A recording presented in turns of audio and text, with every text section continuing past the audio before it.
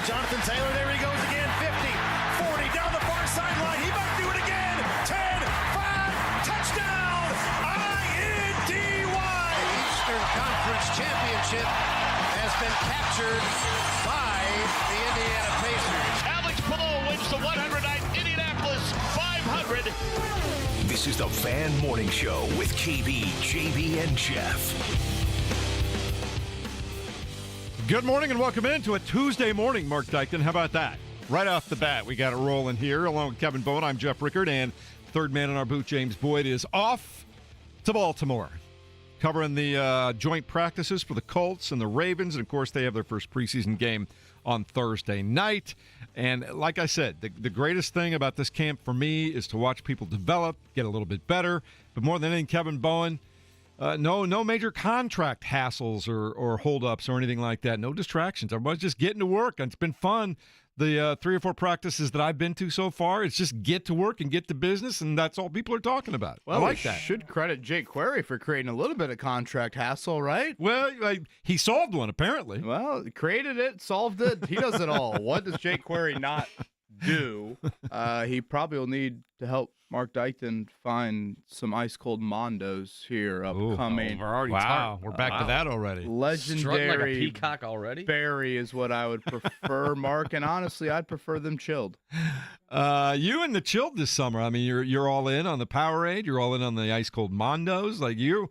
Is there any frozen treat you would turn down at this point in You time? would think that the elementary running the bases would be a thing that by the time you reach Major League Baseball, people have figured out, but I guess Dansby Swanson and hitting first base is not something that was on the radar for him. Things have. At least he went the right way. You ever Paying watch a lot the of little money kids? not to know where first Right. base is. Well, There. Reds 3, Cubs 2 last night. We typically lead off with Major League Baseball, so I wanted to make sure that we gave our audience what was needed here on this Tuesday Well, not morning. only that, but the big, trade deadline acquisition of Mike Soroka lasted a whole 2 innings before he left with shoulder discomfort. So that was great to see as a Cubs fan. I'm like, we're off and running now. What an acquisition. Yeah, Phenomenal. Both starting pitchers exiting early last night there. So Just pile on to Mark. Did I see that? we have a 6-pack on the line, Jeff. Oh, a boy. 6-pack of Mondos. Are you familiar with Mondos at all? I've never had one. Well, Familiar with them, but I've right never now had we're one. trending towards the legendary Barry Mondo being in this studio here in the Ooh. coming days. So Well, that's if I can find it. What's I the need to wager get that I the address missed? of where your I will mother found happily it. give you one, Jeff. What's the wager that I missed? Simply a 6-pack of Mondo. Think of a child drink. Think of a glorified knockoff Powerade. Right. I'm just. What was the genesis of the bet? Oh, just Reds Cubs versus win the Reds. series Okay. or Cubs like win that. the series. Well, we're off and running then. I like that. Anytime the Reds beat the Cubs, I'm all good with that. Oh, thank you. But I'm just curious, though, too. I mean, the Reds get that first game of the series right there. They are not sellers. They are buyers at the trade deadline. They're just a couple of games out in the wild card right now. And they've put together a few nice little winning streaks here. I mean, I could see, especially in the early part of the Major League Baseball playoffs, if they sneak in, I think they could be a fly in the ointment, Mark Dykton. It could be. Mark's That'd gonna be like, nice. What the hell is going on here? Here we are, talking this much baseball just because the Reds somehow that find time a of way. year. I think Ian Happ's still in left field looking for that ball. Might be. It could very well happen. Boy, you were chesty this morning. James more Boyd than in I like. Baltimore. Yes, Colts will have a joint like that. practice coming up later today. A little rain on the morning commute. I don't know how long that's going to linger, Spitting, but yeah. we've got some state fair plans later in the day, so I hope it's not lingering. You taking too everybody long. out there? Yeah, I think so. All 4 of you? Have you been out there yet, Mark? Twice already, yeah. I went to Ooh. the Mark's taste. camp Well, out you there. you and the wife went together once, just an adult-only adventure, right? Well, we brought our youngest because our Okay. youngest is done with preschool. But I saw Jake and waved hello, and then he made fun of me for having cotton candy flavored beer, and I said, "Well, you can't knock it till you try it." If you're So- going to have cotton candy beer, though, it feels appropriate that it would be at a state fair, exactly, doesn't it? yeah, the diet goes out the window when the state fair comes into town. So now that you've had it a couple of times, if there's one food item people need to get when they venture over there to the state fair, what would it be? Ooh, that's a good question. Lobster mac and cheese. What if you're allergic to shellfish?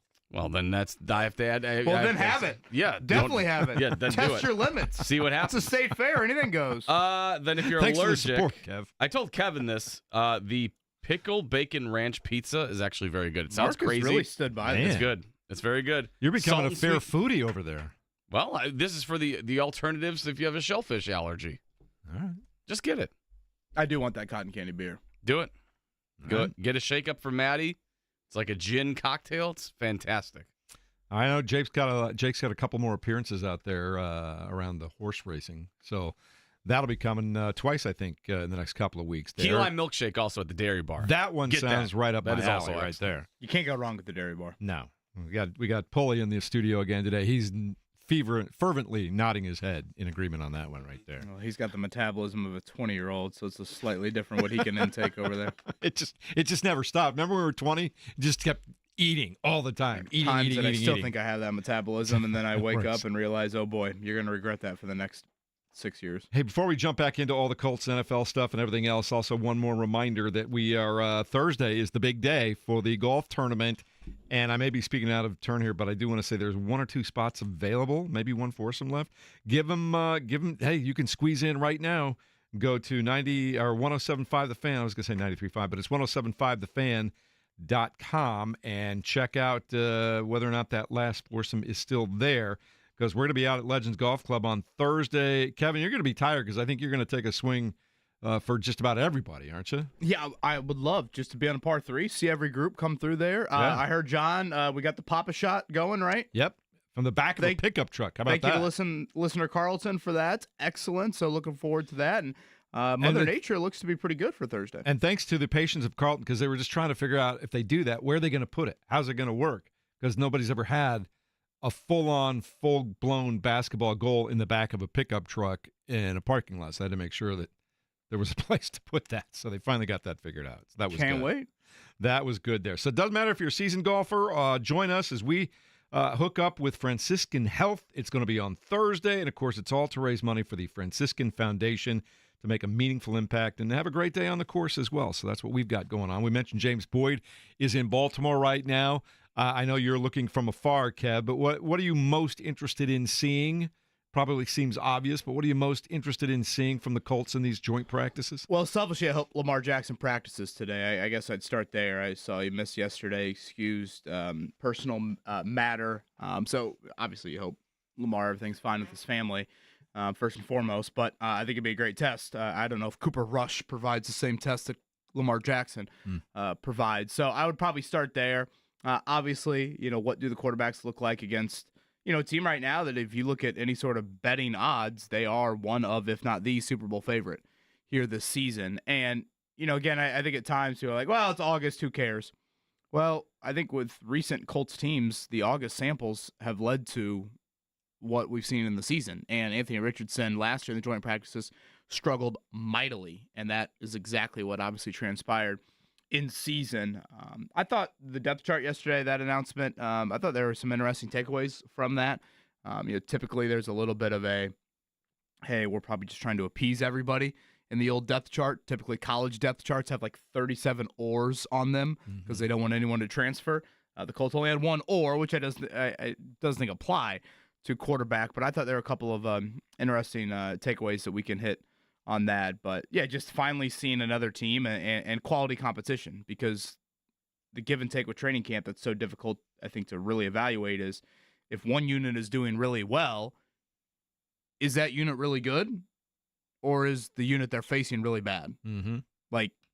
Early on in camp, we saw the Colts pass defense really, really sticky. Well, is that because the Colts passing offense we don't think is going to be very good, and then some of these corner injuries are piled up and it's kind of turned the other way? So I think it'll be fun to get, obviously, James's thoughts and a couple other people, boots on the grounds there in Baltimore. So 1 o'clock today, the joint practice, and then 7 o'clock Thursday, preseason game number 1. All right, looking forward to all of that. It is just about NFL season. I guess we've had the Hall of Fame game so far, and we do want to start seeing people play. I saw the Minnesota Vikings said that J.J. McCarthy is going to get his first, exactly 1 year on from his injury, is going to get his first snaps in their first preseason game. So it's going to be fun to see a lot of these new guys. It's fun to see what rookies can do, what first-timers can do, all those kinds of things across the league. Does J.J. McCarthy still get the rookie designation since he didn't play last year?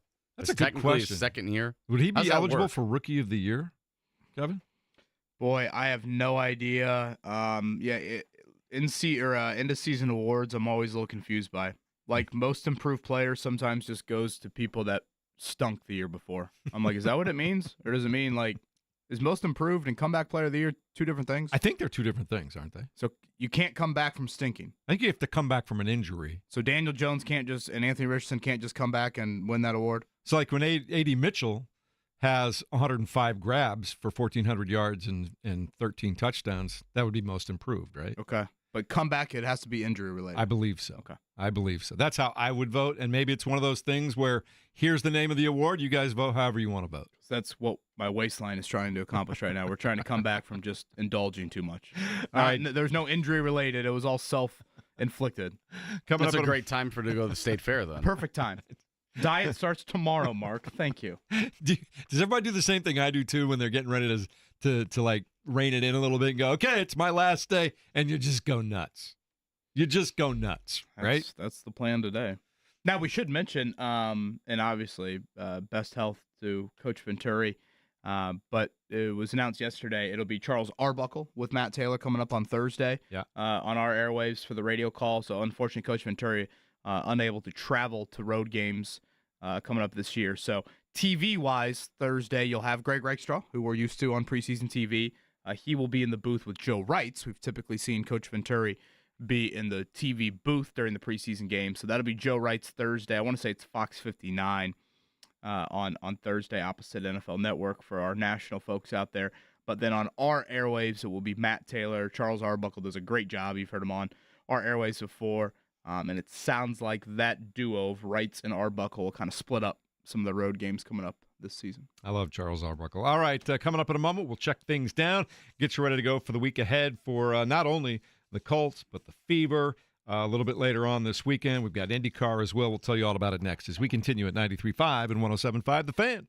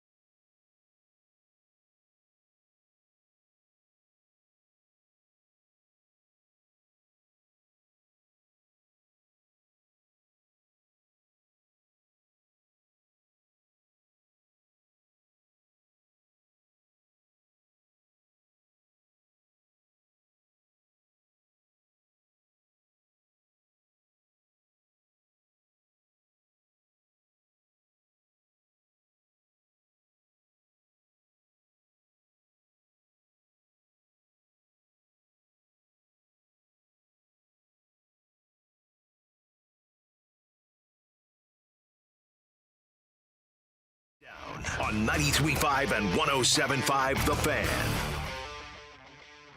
Good morning, happy Tuesday, and welcome into the Fan Morning Show. Kevin Bowen, Jeff Ricker, James Boyd on assignment in Baltimore with the Colts, and we will start with the Indianapolis Colts. They are on the road and really, for the most part, won't practice too much at Grand Park over the next few weeks. Kevin, what's going on there? Well, I would just say this week. Yeah, once they get through the Baltimore week, they will have 3 in a row coming up Saturday through Monday up there in Westfield. So Saturday, Sunday, and Monday, 4 o'clock, I believe the start times, all of those days. And then their last practice will be a week from Thursday. That's a joint session against Packers suck. Marked great chemistry there. The Cubs fielding should have had some of that chemistry last night. So yes, they will have 4 left in Westfield, but yeah, this week in Baltimore. Today, 1 o'clock, joint practice. Thursday, preseason opener.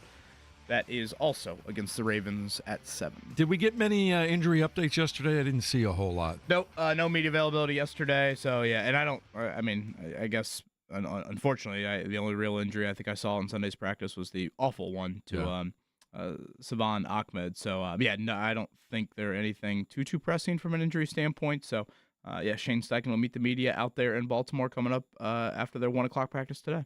All right. Meanwhile, later on tonight, the WNBA, the Indiana Fever, back on the court. They'll take on the Los Angeles Sparks. That one starts really late. 10 p.m. is tipped. The fan pregame show with Eddie Garrison starts at 9:45. Fever have won 5 games in a row. They are on a roll. And they've played really well defensively. They've moved the ball well. In the absence of Caitlin Clark, they're hanging in there right now. They're making a move. 2 of the hotter teams, I think, in the entire league, if not the 2 hottest teams playing tonight. And the Sparks, weirdly, have kind of had the Fever's number this season, winning games in June and July. So should be a good one tonight. Again, in the start of the year and at different times, especially the Sparks, it hasn't looked like teams that would be making deep playoff runs. But again, both these teams playing much, much better basketball. Cameron Brink, who was one of the top picks in the Caitlin Clark draft. She is back, was on a minutes restriction, so we'll see how much she plays coming up tonight. And we'll see if there's any animosity from the bench from Caitlin Clark towards one Kelsey Plum after some of her comments during All-Star Weekend. And it's interesting, too. Kelsey Plum intimidates me. Well, you've seen she's got an arm. I know that. I remember. She's got a cannon. I remember her throwing T-shirts up into the crowd a couple of years ago in a viral video, and I was like, she might win the Colts quarterback competition. She might.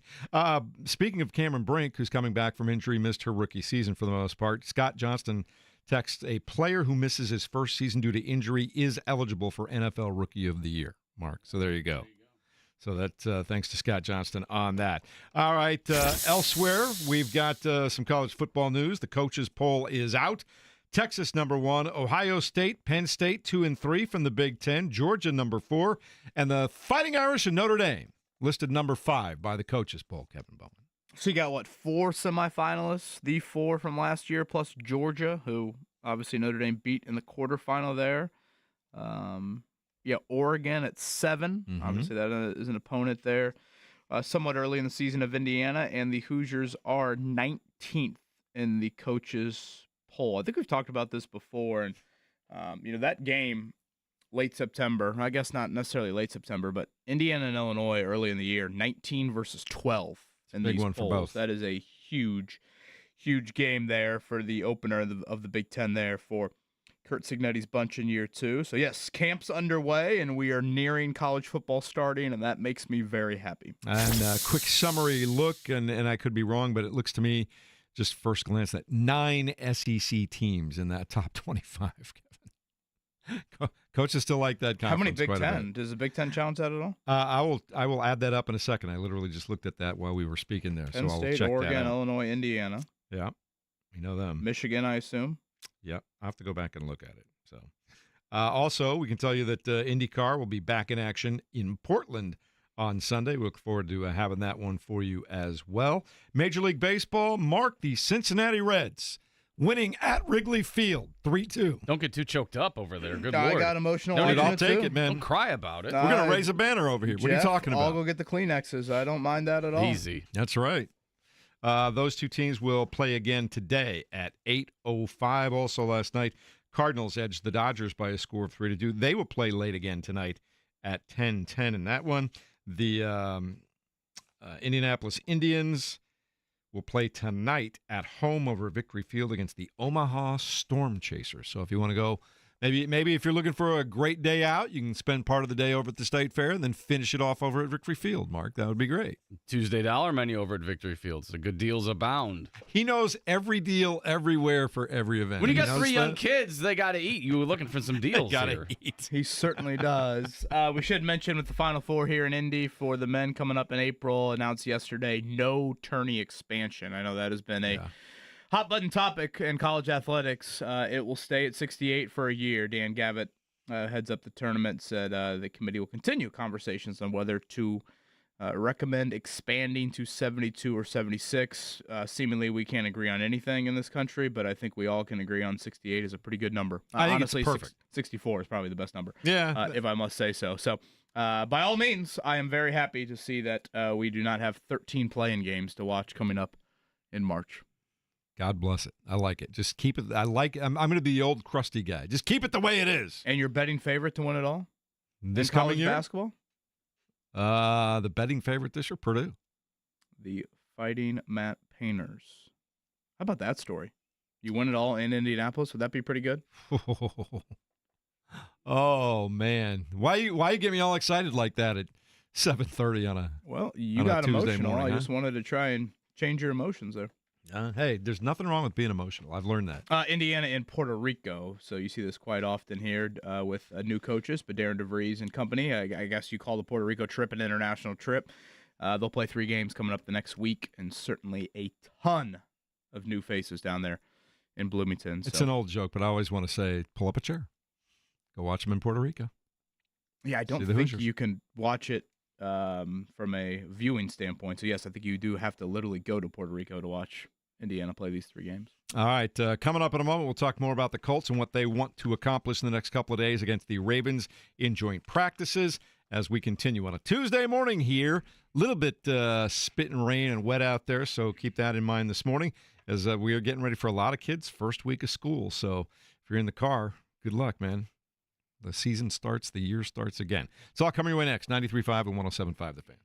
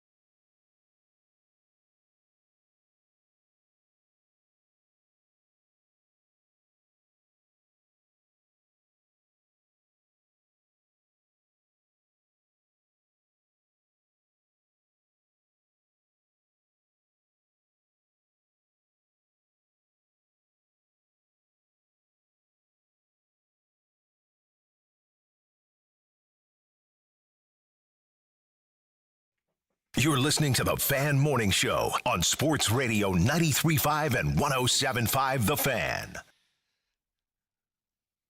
Yeah, we are edging closer and closer to the start of the National Football League season. Preseason games get underway everywhere over the next several days, starting on Thursday and heading out through the weekend. We've already had the Hall of Fame games, such as it is, take place. The Indianapolis Colts, of course, are on the road this week. They'll be taking part in joint practices over the next couple of days with the Baltimore Ravens, and then they will play the Ravens in an exhibition game coming up on Thursday night. Our own James Boyd is in Baltimore. We'll check in with him a little bit later on. But we were talking about the things that you want to get done, the things that you want to see. I've always thought, Kevin Bowen, that I'm really interested in how your interior lines, your offensive line, your defensive line, when you're going up against other teams for the first time, how are you holding the line if you're on offense? Are you making some plays and making the other quarterback uncomfortable on defense? To me, that's these first couple of joint practices, that's kind of what I want to see. Yeah, I honestly could go position by position and think, especially when you're facing a team like Baltimore or even Green Bay next week, I think it's really quality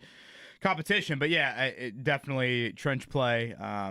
Because at some point, Bernard Reimann probably looks at Latu and is like, boy, I know every move you have, and vice versa. Now, I will say the Latu-Braden Smith matchup, Latu has really won a lot here the last couple of days. I think he's gotten the best of Braden Smith a couple times, which, that's part of what made him attractive leaving UCLA is that, he was a rusher that didn't just need to be on one side of the line. Some of these guys, it's just the right side or it's just the left side, but he showed in college he could rush from either edge spot. I haven't really seen that yet fully in the NFL, obviously. So, yeah, I would add that to the list, and honestly, that's probably pretty high on the list because, when you think about the Ravens, you think about a team that's really good on both sides of the line. Yeah. Here's a crazy question for you while we're talking about line, though, too, and I don't even think it's probably in the realm of possibility, but if there were to be a trade somewhere of a guy like Micah Parsons and knowing that the Colts, one of their biggest deficiencies has been just crazy pressure off the edge, is that something that you would even kick the tires on or look at, or what would you even be willing to give up for something like James that? and I talked about this yesterday. Obviously, Micah Parsons is a great, great, great player. Obviously, Terry McLaurin is a very good player, but I think when you don't have the answer at quarterback, I think everything's frozen. I don't think you can afford to give up future picks because when we get to April, you could be talking about a team that's desperate to try and find that quarterback, and you need all of the ammo possible to try and get that quarterback. Not just your own first-round pick. Obviously, you need that, but you might need to trade up. So you need more of that. So, sure, I'd love to play the Madden video game and trade for Micah Parsons and trade for Terry McLaurin and do all that. But when you have one of the most uncertain quarterback situations in the entire NFL, I don't think you can afford to truly entertain that. There are times where you can. And, again, I made this analogy yesterday. I don't know if it's perfect because the NBA is a little different than the NFL, but the ability to do the Pascal Siakam trade only happens because you have Tyrese Halliburton. Like, you don't make the Siakam trade without Halliburton, but once you had Halliburton, he showed you everything he showed you, and you said, all right, we have our quarterback, if you will. Now, you can give up 3 first-round picks for Siakam and say, hey, we feel like we're creating a championship window here. Well, for the Colts, to me, Micah Parsons or Terry McLaurin on this football team, they don't push you to the end of January. They probably Band-Aid up a bullet hole. And quarterback means that much in this league. Until you have that piece, I just don't think you can really entertain the others, or else you're still playing the same quarterback song and dance you've played since Andrew Luck retired. Yeah, I agree with that. I think if you're any team, not just the Colts, but if you're any team and you really want to truly check out Micah Parsons or Terry McLaurin, you're probably a team that thinks you're that piece away from, as you say, getting to late January or beyond. Like, you're just missing that one thing. And to your point, you're just giving up assets on a hope.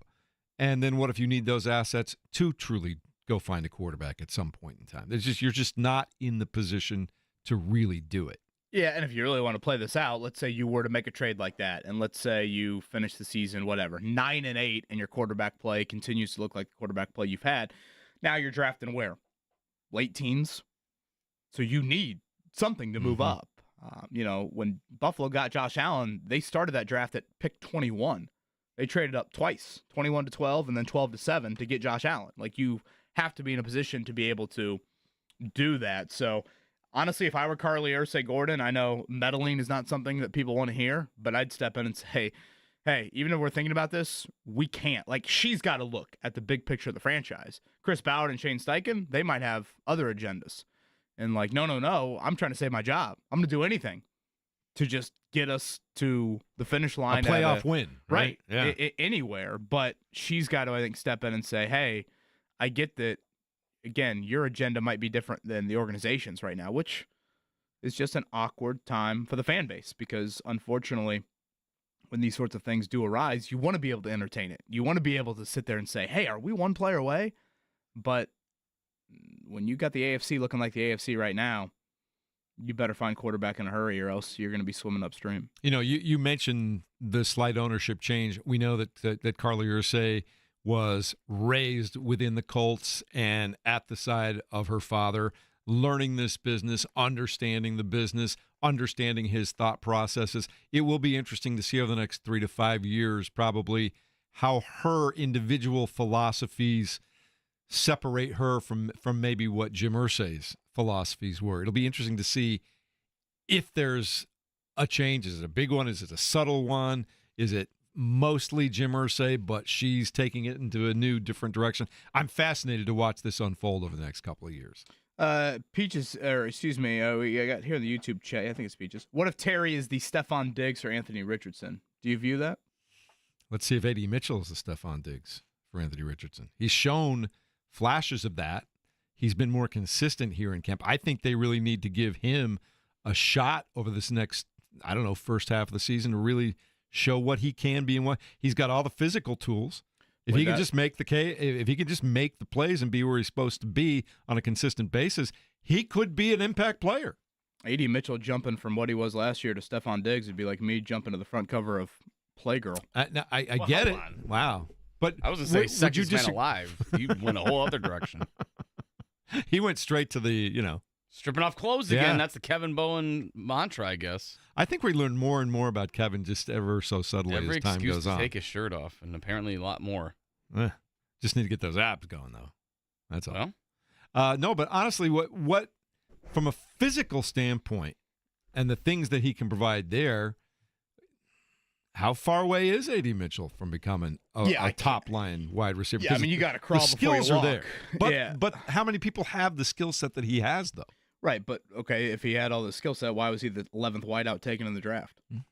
10th wideout taken in the draft. Like, I mean, yes, I see talent. There is some obvious talent there, but to act like all of a sudden he's going to be the next, Stephon Diggs in his prime in Buffalo, I think is a bit far-fetched. Anything Colts depth chart-wise stand out to you? I was going to ask you, what are the true position battles left on this team? Because it seems fairly set. Well, I don't know. I actually think I thought the thing that really stood out to me, obviously, you have quarterback as the or designation, but I think linebacker next to Zaire Franklin is wide open. And it's actually an Indy native listed as a starter. So shout out to Lawrence Central's Cam McGrone. He is listed as their starter. And, coming into camp, the thought internally was Jalen Carlisle, their 5th-round pick from last year's draft, not this past year, but the year before. He would be the starter, and he really hasn't flashed in camp. And he was running with the twos the other day, and I thought to myself, oh, boy, is there something here? And then when the Colts released their first depth chart, it is Cam McGrone. So played at Michigan, battled some injuries there, COVID year, 5th-round pick out of New England, or for New England. Didn't stay there too long and is, again, found some injuries here in Indy, been on the practice squad, and he definitely has had a couple of moments here in camp. So that, to me, stood out. That was like, okay, they are kind of confirming. Because, oftentimes with these depth charts, you just go with what everyone kind of thinks is the preseason depth chart. And even if you do have a true position battle maybe inside your building, you don't necessarily reveal it too much to the public. That one I thought really stood out to me. So not only just from a local angle, but linebacker has depth questions, but now it's got a true open starting job. And Zaire Franklin, we've yet to see in the 11-on-11 period. So I thought that was one of the things that really jumped out at me. Yeah, and I'm fascinated to see not only in joint practices, but also the game, getting back to the obvious, the quarterback. Is it truly, really a quarterback battle? Like, to me, it feels like Daniel Jones is just going to have to be head and shoulders above Anthony Richardson for him to truly be considered the starting quarterback by the Indianapolis Colts. So you do not believe the "or" designation? I think that I still believe that a lot of this is designed to push him, to keep him on his toes, and to make sure that he does all the things he needs to do as a starting quarterback in the NFL to keep that job. But unless he goes out and just stumbles all around and continually turns the ball over and has some of the problems that he's had in the first couple of years, if he gets any better at all, I can't imagine Daniel Jones is going to be that much better than him.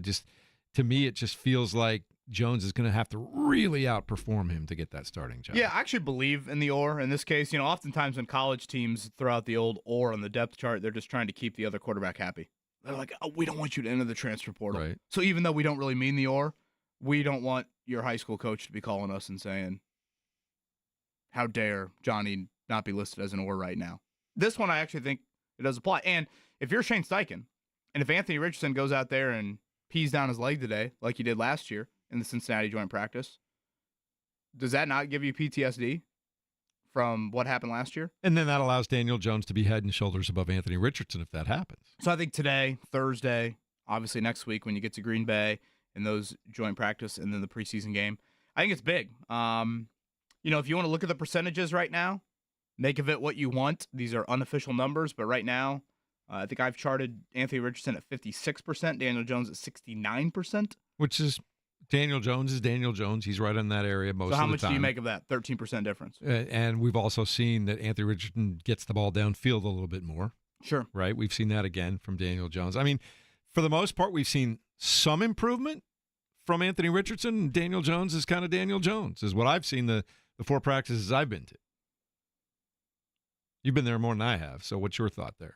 Yeah, I think, again, Richardson, the egregious misses, I don't think have been as much there. I think for the most part, both quarterbacks have stayed away from the amount of turnovers that have plagued their careers so far. But as we start to get into these evaluation periods, I think now we get a little bit more into it. I've said before, I think Shane Steichen is much more of I could live with Daniel Jones more than people care to think he believes that. Well, because coaches sometimes just want a guy that's going to run their playbook, right? Well, and sometimes you get this with running quarterbacks. What would you say is the strength of the Colts offense? Let me go there. Their running game. So you'd call Jonathan Taylor a strength? Jonathan Taylor behind, especially that left side of the line, is the way to go. Right, so Jonathan Taylor behind that offensive line. Mm-hmm. I would agree. So oftentimes, and it's probably more of a college thing than a pro thing, but in the college game, for example, when you debate running quarterback versus pocket passer, if you just want to stereotype those two quarterbacks, okay, that this is our competition. The guy that can make some throws from the pocket versus the guy that can really make some plays with his legs. Sometimes you see teams opt for the running quarterback because they don't have a run game, or they have an offensive line they don't trust. Hey, we need a guy out there that's going to go create. We need a guy that's all of a sudden going to keep us out of all this offensive line is caving in on him, all this pressure's around him. We need him to go create plays. Well, theoretically, the Colts don't have that, right? The Colts have the run game. They have the offensive line. So if you believe that, is there any part of Shane Steichen that says, we've got the stud running back. We've got a good offensive line. I need someone that can get Tyler Warren the football. I need someone that we feel the best about our wideout group that we have had in 6-7 years. I need someone to get the ball consistently to the pass catchers. You think there's any side of Shane Steichen that looks at it in that light? I think, yeah, totally. So that would mean Daniel Jones, right? Based on previous who they've been, right? But we've seen Anthony take better care of the football in this camp. We've seen him making the short and intermediate throws. Again, 56% is not out of this world, but it's a lot better. That's almost a 10% increase from what he averaged last year. If he can continue to do that. It's a little worse than last year's training camp for what it's worth. Okay. But let's just say that he does start getting the ball to these intermediate guys, and Tyler Warren does make a difference, and he's not afraid to get the ball into a tight window accurately somewhere down the middle of the field more often than not. Would you not rather have the guy that can literally change the game on any given play just based on the surreal physical attributes that he has? I would bet on the ceiling every time, but it seems like the Colts are more open-minded to changing their tune. I still think that a lot of it is just to keep him on his toes. Look, we believe in you, but you got to do it now, dude. Yeah. You got to do it now. Which is fine, yeah. Because if you don't get it done, we do have an alternative. And I think that's probably, given where he's been over the last couple of years, I applaud the Colts for making that move because I think they had to make that move. They had to put him on notice. And if it doesn't work out for him, whether he gets injured again, if he can't improve those short to intermediate throws, then they at least have a guy that coaches like, as I said a moment ago, Kevin, you've been around long enough to know, coaches, especially offensive coordinators, they like someone who just executes the plays that they're calling. Anything else besides Richardson, besides linebacker, depth chart-wise? Just want to, knock on wood, keeping healthy right now. I think Alec Pierce is set up to have a big year. I think Michael Pittman Jr. just need him to be him. And if A.D. Mitchell can make a stride, and again, I was teasing about his numbers a minute ago, but if you got 80 catches for 750 yards and 4 or 5 touchdowns from A.D. Mitchell, would that be a nice improvement for you? Oh, my gosh, yeah. 80 catches for 750 yards? I think that I could see that. That's the upper end. I mean, you need an injury, right? I could see the upper end of that happening. Michael Pittman Jr.? What would happen to Alec Pierce? What would happen to Josh Downs? I just think he's physically the superior wide receiver to those guys. Now, can he live up to that? I don't know. Yeah, boy, I feel like for him to get to those numbers, you would need an injury or two somewhere else. Maybe. I thought Tanner Bortolini clearly over Danny Pinter. Again, that is a competition battle that we have seen, and I think the thought was Bortolini would start over Pinter, but we have seen a flip-flop pretty much every day. Lately, it's been maybe a little bit more Bortolini. I think Pinter might have missed 1 day of practice, so that is something that also kind of caught my eye. And I know a lot of people brought up yesterday, they were surprised to see Tyler Goodson as the backup running back. I'm probably still a little bit more of 2, 3, 4 on that list. Behind Jonathan Taylor, that would be Tyler Goodson. That would be DJ Giddens, the rookie out of Kansas State, and then Khalil Herbert, the veteran who I know Mark has seen play with the Bears. I think that's a nice running back room, actually. I think that's a little bit more smushed together, 2, 3, 4 there. I don't know if that's as much of a separation as it might look like on a depth chart. But Goodson, again, I know that he's been here before, so people probably are like, well, I've seen him, and I don't know, there's probably PTSD from dropping the ball against Houston to end the year. But he's your starting gunner opposite Ashton Dulin, so he's going to make the team. And I do think there's been a flash moment for him offensively. I am interested to see, and I don't know, maybe fantasy football care about this more, but do you have a designated third down back? Because Jonathan Taylor, it can be Butterfingers catching the football. So do you have a specific guy to play on third down for you, and who will that be? Yeah, I think that's all good. Just one more thing on A.D. Mitchell before we move on from that. Like what I'm talking about, that's just about 5 catches per game. I know that seems like a lot, but I could see that developing. I really can. I like what Alec Pierce provides. He's terrific. I just think, man, and maybe I'm too bullish on just physical abilities and physical talent, but I like second-year wide receivers. I think that's when they make the biggest jump. And maybe 80 is way too hopeful. But I could see him getting at least 4 catches a game. I mean, did the Colts have a guy catch 80 balls last year? I don't know who was throwing it to him to catch 80 balls last year was part of it. Wasn't it the same guys? I mean, Richardson and Flacco from Richardson and I see Daniel Jones. I mean, 80 catches. I mean, I get that when you math it out, 5 doesn't seem like a lot, but I'm going to I don't know, maybe Josh Downs was close to 80 last year. For some reason, I don't think anybody was at 80. Josh Downs had 72. Michael Pittman had 69, and then there's a steep drop-off. Alec Pierce had 37. I mean, 80 catches for 750 yards. I mean, that is a healthy season. So I just don't. I think Mitchell's somebody's got to do that for them if they're going to get better, and I think they will. Somebody's going to have to do that. But I don't know where he gets consistent playing time, nor shows consistency himself to all of a sudden earn that role. I think there's a ton of talent there, and again, this last week has been very good, but I can't stamp 80, 750, and 5 touchdowns on him. I continue to be the most bullish on this team this year. Yes, correct. 11 wins, correct? 10 to 11, yeah. 10.5 is where I'd put it. I'd probably, if you forced me right now, I'd probably take the under at 10.5, but I think they're going to be right around there. It's good value if you're feeling yourself. Wasn't that 10.5? What was the number, Mark? Like plus 750. Wasn't that high? I'll do something. Yeah. I could probably go there. You could buy Mondos for life. I think there are a lot of people. I mean, if they don't do that this year, how different does this team look next year, Kevin? Got a new sheriff in town calling the shots. No. You even get to 11 or else? 10 or 11. I think it depends. I think you need to win a playoff game. So if you get to 9 and Anthony Richardson looks great and your defense is the issue. First year, Lou Anarumo struggles. You get to 9 wins and Richardson arrow pointing up. Is that enough? I think Richardson is everything. So probably yes. So it's not as much the win total. Because if you Richardson. feel like, hey, we do have something here. This is our franchise guy. We really liked what we saw. That probably changes context for everything, doesn't it? Getting back to what you were saying a minute ago, you don't make a ton of moves unless you think you have your guy. If you're a lot more convinced at the end of the season that you have your guy, that changes everything, right? I know you sigh when you think about that. I sigh because it's the unknown of Carly Ursay-Gordon. Yeah. Honestly, more than the general. Obviously, I don't think Chris Ballard should be getting a 9th crack at it. And that's why I'm so fascinated to see how she manages this team. Sure. Again, is everyone tied together? Yeah. We talked about this with Mike Chappell at training camp. Remember last time Jim tied everybody together? I asked Chap, okay, when's the last time organizationally you feel like the GM, the head coach, and the quarterback, all three of those, have been at such a crossroads? Mm-hmm. And he went back to 97. Oh, that far back. I mean, it's 2025. Yeah. That's nearly 30 years since you've had such indecision at the pillars of your organization. So, again, how does Carly view that? She strikes me as a very black and white person.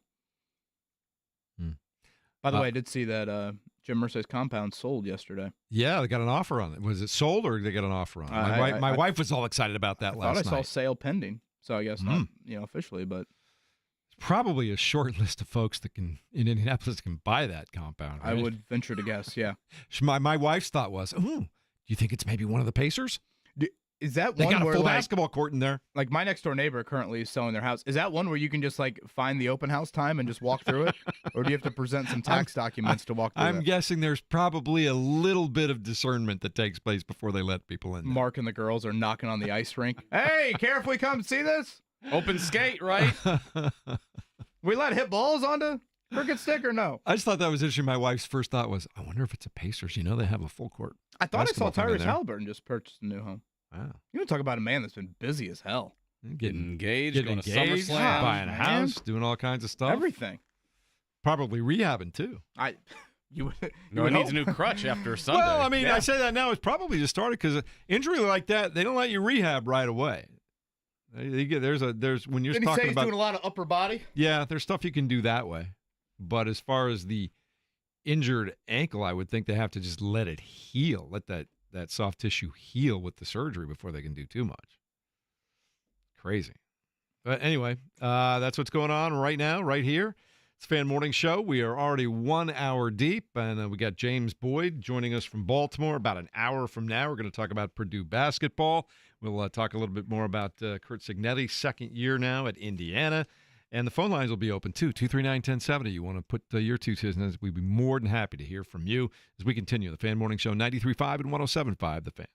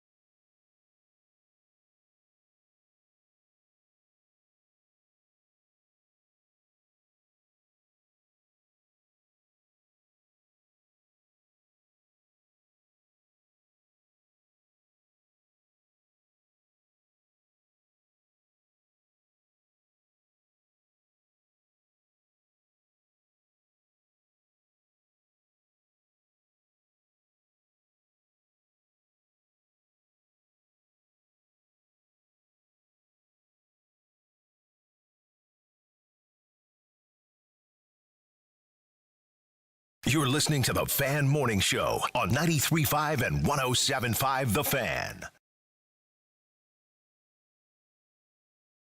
Shipping out somewhere this morning, Kevin. I don't know where. We've shipped James Boyd out to Baltimore. Hear from him in about an hour. In the meantime, it's always a good time to check in on what's happening with Purdue Athletics, and certainly Purdue basketball. Did you say that they are a favorite right now to win it all in Indianapolis next year? Slight betting favorite, yes, to cut down the nets inside of Lucas Oil Stadium. I believe Houston's up there. I believe Duke is up there as well. But yes, and I guess to be expected when you bring back, and I guess a little bit of outside talent to West Lafayette as well. All right, our buddy Sam King writes and covers the Purdue Boilermakers for the Journal and Courier up there in Lafayette, and he joins us now on the Payless Liquors hotline this morning to talk a little bit more about what's going on these days. Good morning, Sam. It's always basketball season for Matt Painter and Purdue these days, isn't it?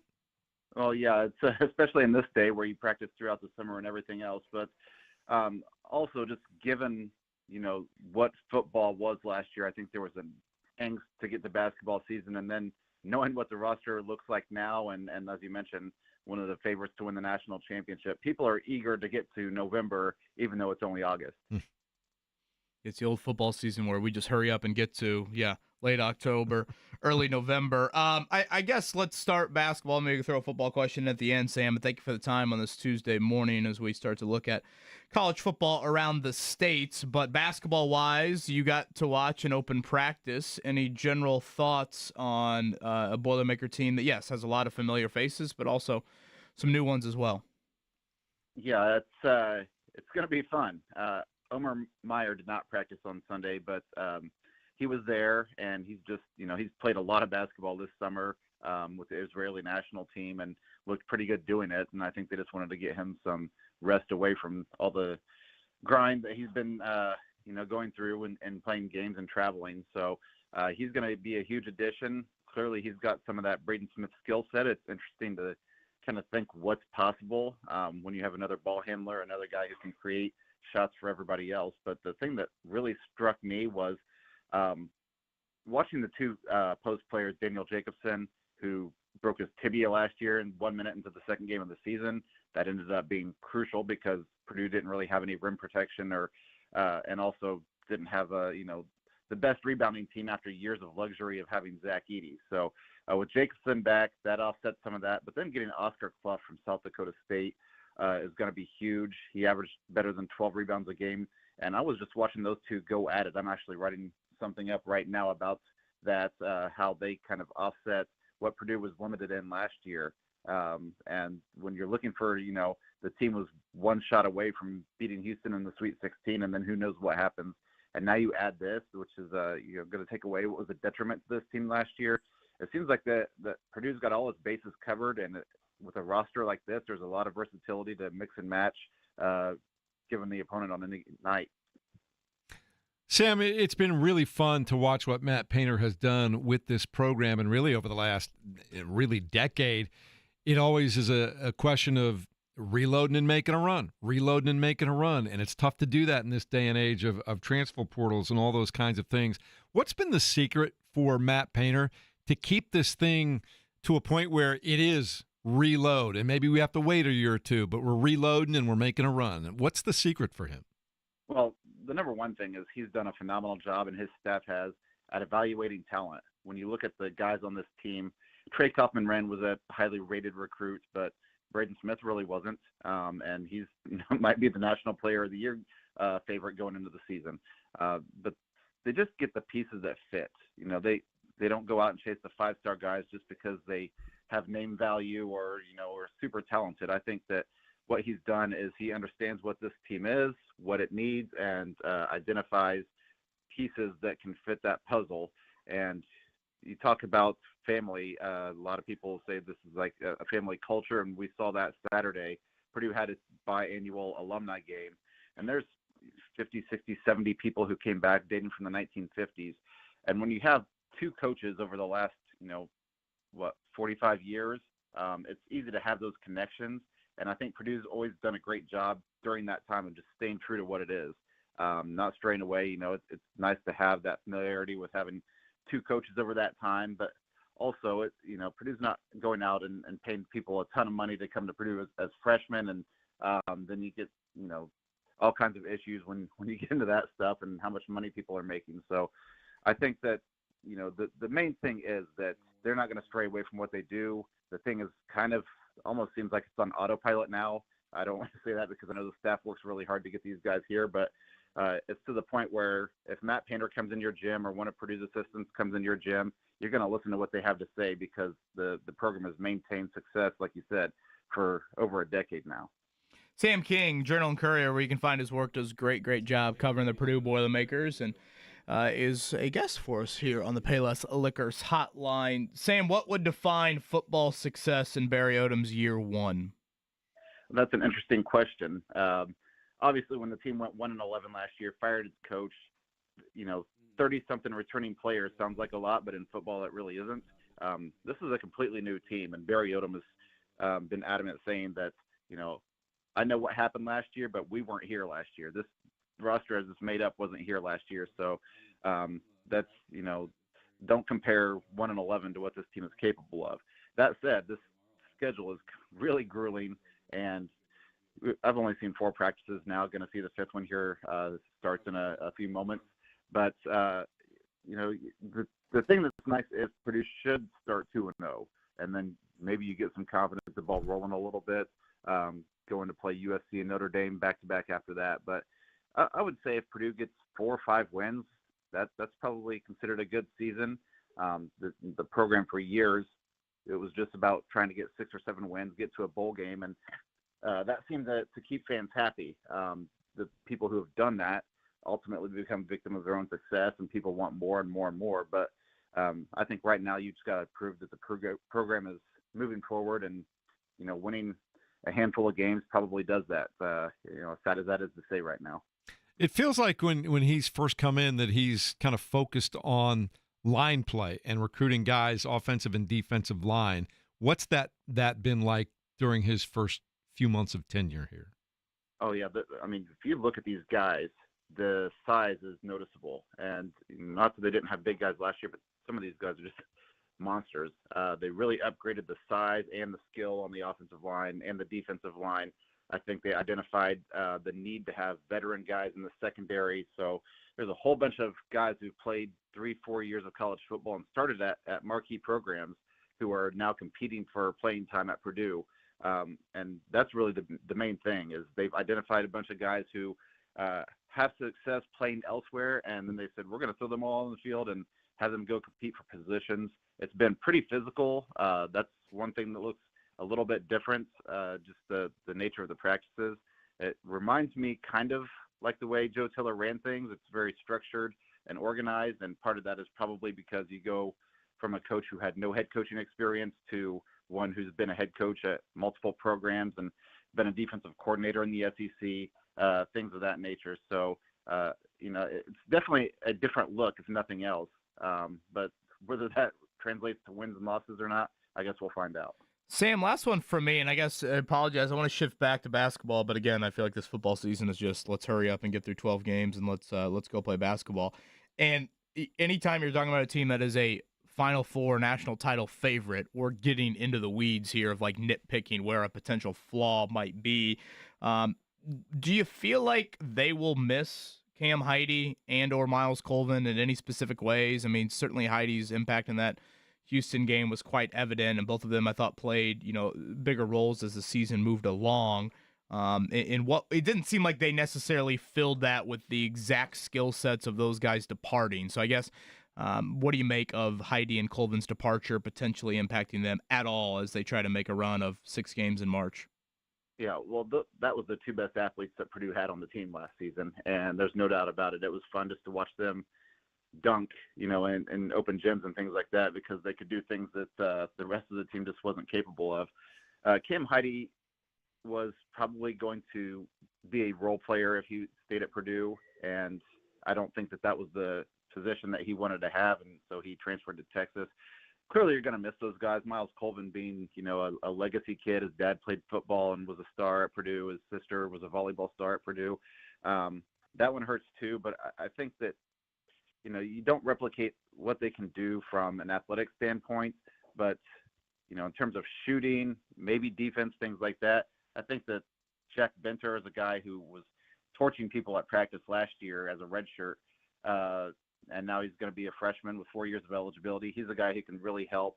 So you're probably not going to get the high-flying, put-back dunks and things like that, but I think he can replicate some of the things they do and overall be a better team. Sam, thanks as always for your thoughts, and appreciate your insights covering Purdue football and basketball up there for the Journal Courier. We appreciate that, and we'll talk to you again soon.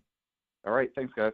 There he is, Sam King, joining us on the Payless Liquors hotline as we get ready for another season. Again, as you point out, that seems to be how it goes at Purdue these days. Just hurry up and get through these 12 games and get to basketball season. Just get there, right? Just get to basketball season. Yeah, shout out to Jack Banter, the Brownstown Central product there. I know a lot of people are very high on him in the program. Maybe not the most heralded recruit and redshirted last year, but Matt Painter is known to find a guy or two from Indiana that maybe not every program was banging down that door, but then they show up in West Lafayette and they turn out to be a really quality player. So could be next in line there. It goes back to exactly what Sam said. Matt Painter knows exactly what he's looking for, how a guy is going to fit in. He has that vision. He can see it and say, this is the guy I need for this right here. And he's done it over and over and over. No one finds the puzzle pieces and puts them together, I think, better in college basketball than him. Maybe 9 o'clock hour. Enjoyed a combo with Matt Painter I heard yesterday where he kind of went back a couple years to win.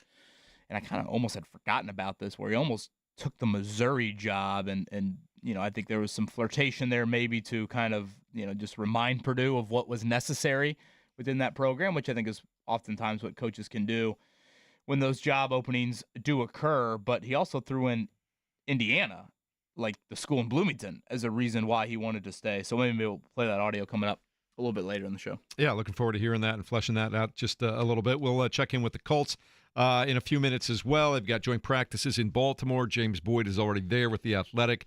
He is going to join us as our third member in the booth coming up in the 9 o'clock hour. But I will say this, going back to some family time yesterday, I think I may have put my hat in the running for Dad of the Year yesterday. Whoa. Yes. Oh, self-acclaimed. braggadocious over here. Boy, I'd love to drop that on Maddie tonight and just see her facial reaction. We've had an ongoing issue over the last several months with internet speed, which suddenly got very challenging. And every time they're trying to play video games with their friends, sometimes it would drop out. They'd get kicked out. They play a certain game where if they get kicked out, they can't rejoin the game for 24 hours. A lot of frustration, a lot of things going on. So as soon as we got back from vacation, I made the appointment, and we have upgraded to super fast speeds in the household. And let me tell you, I have not seen them at the Rickard house. I have not seen them so happy in a while. Mr. Rickard, Dad of the Year. That's right.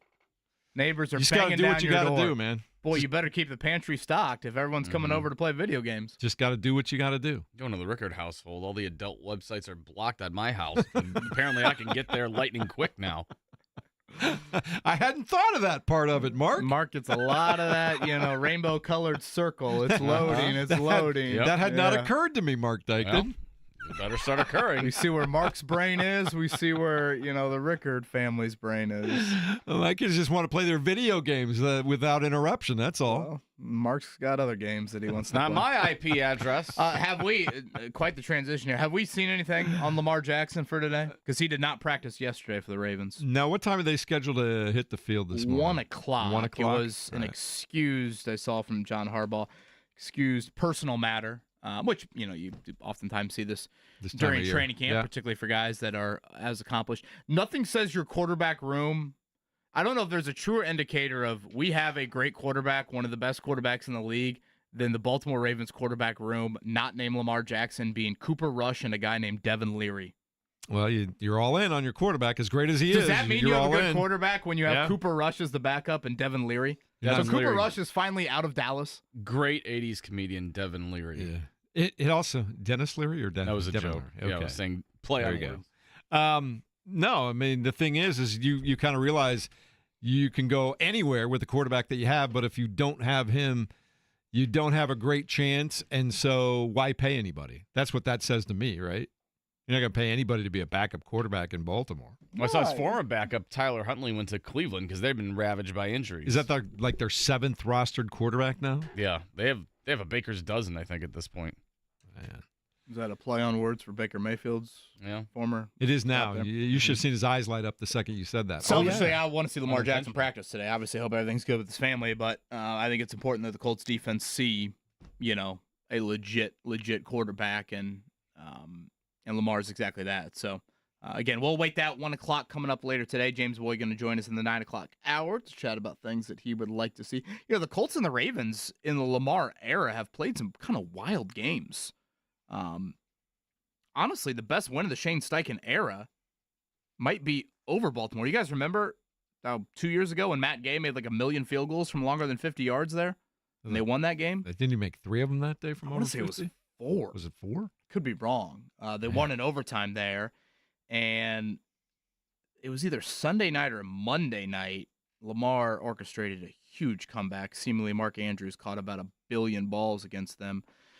And that was a great game also in Baltimore. So, it should be a great measuring stick for the Colts here coming up today. And if I had to guess, Baltimore will be a little bit more reserved in playing their starters on Thursday night. So tonight or today will be more of the truer evaluation. And I'll say this as we get closer to Thursday night. In my opinion, every team around the league needs to handle the preseason in their own way. You oftentimes hear this, well, they're not going to play their starters, so we shouldn't play our starters. Different circumstances, sure. No, it's not apples to apples, 32 teams in the league. Baltimore is a team that has had great continuity, arguably probably the most continuity of any team in the league, and they are a Super Bowl favorite. The Colts are not. The Colts have very inconsistent quarterback play, and honestly, they have a new defense. I know that Shane Steichen doesn't sound like he wants to play his defensive guys very much on Thursday or in the preseason at all. I'd probably push back on that, but I'm always a little head-scratching when I'm like, no, you need to play, well, they're not going to play our guys, so we're not going to play them. Well, it's like their 2s are probably just as good as your 1s. So it probably would be advantageous for your team to play those guys. So, again, Shane said over the weekend that it sounds like the quarterbacks will play on Thursday. Richardson and Jones will await exactly official word on who starts, and sounds like they'll flip-flop it for the Green Bay game. Do they do that with the flip of a coin just to make it completely even?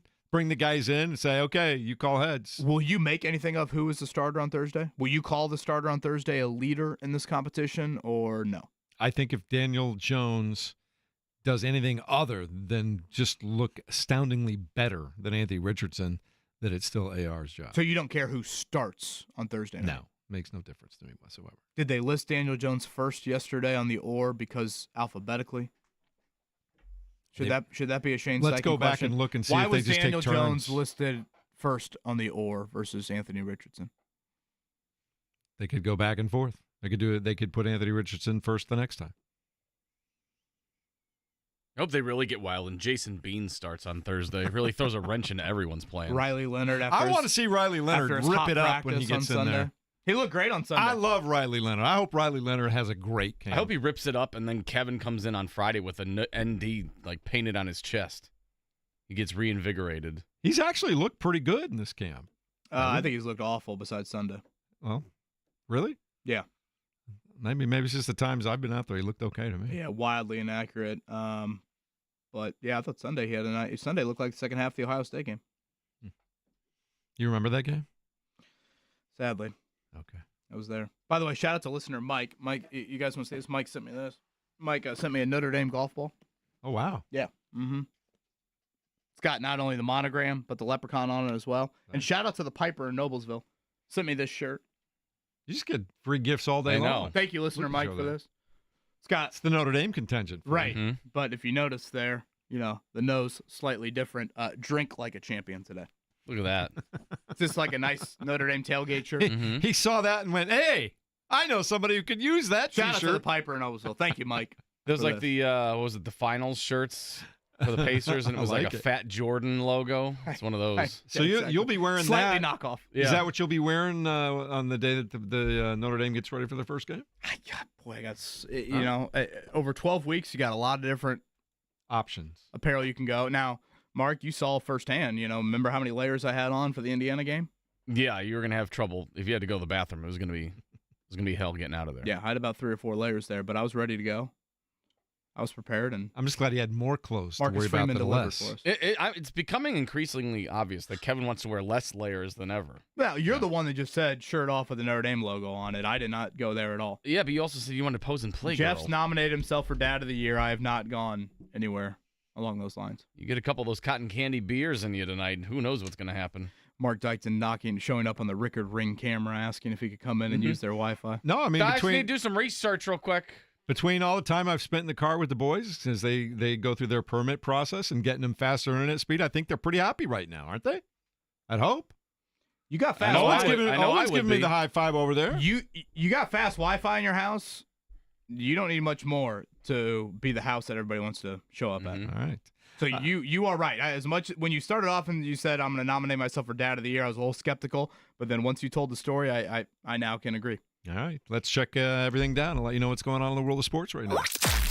The Morning Checkdown on 93.5 and 107.5 The Fan. As mentioned a moment ago, the Indianapolis Colts are in Baltimore this morning. They will take on the Baltimore Ravens with some on-field joint practices beginning at 1 o'clock this afternoon. And then on Thursday evening, the two teams will get together for both of their franchises' first preseason games of the year. And you think that the linebacker situation is something to keep an eye on as we go through the preseason here? Yeah, we got an Indy native in the starting 11, according to the Colts depth chart. So shout out to the LC Bears, 56th Street stand up. By the way, renovations look great every time I drive by there. Cam McGrone starting next to Zaire Franklin. So, this competition we've seen play out in camp.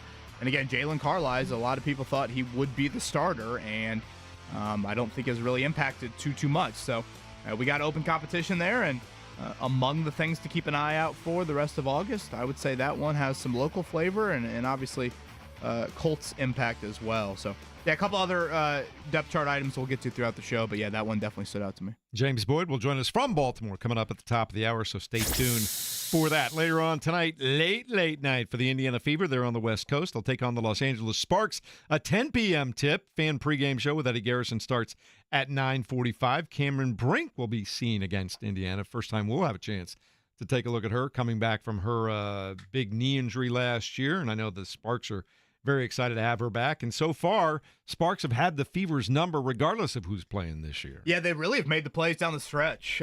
June and July, one out there, one inside of Gainbridge Fieldhouse, where the Fever just kind of let it get away from them late in games, and that just kind of spearheaded the Sparks getting back into playoff consideration. I would say two of the hottest teams, if not the hottest, in the entire league right now.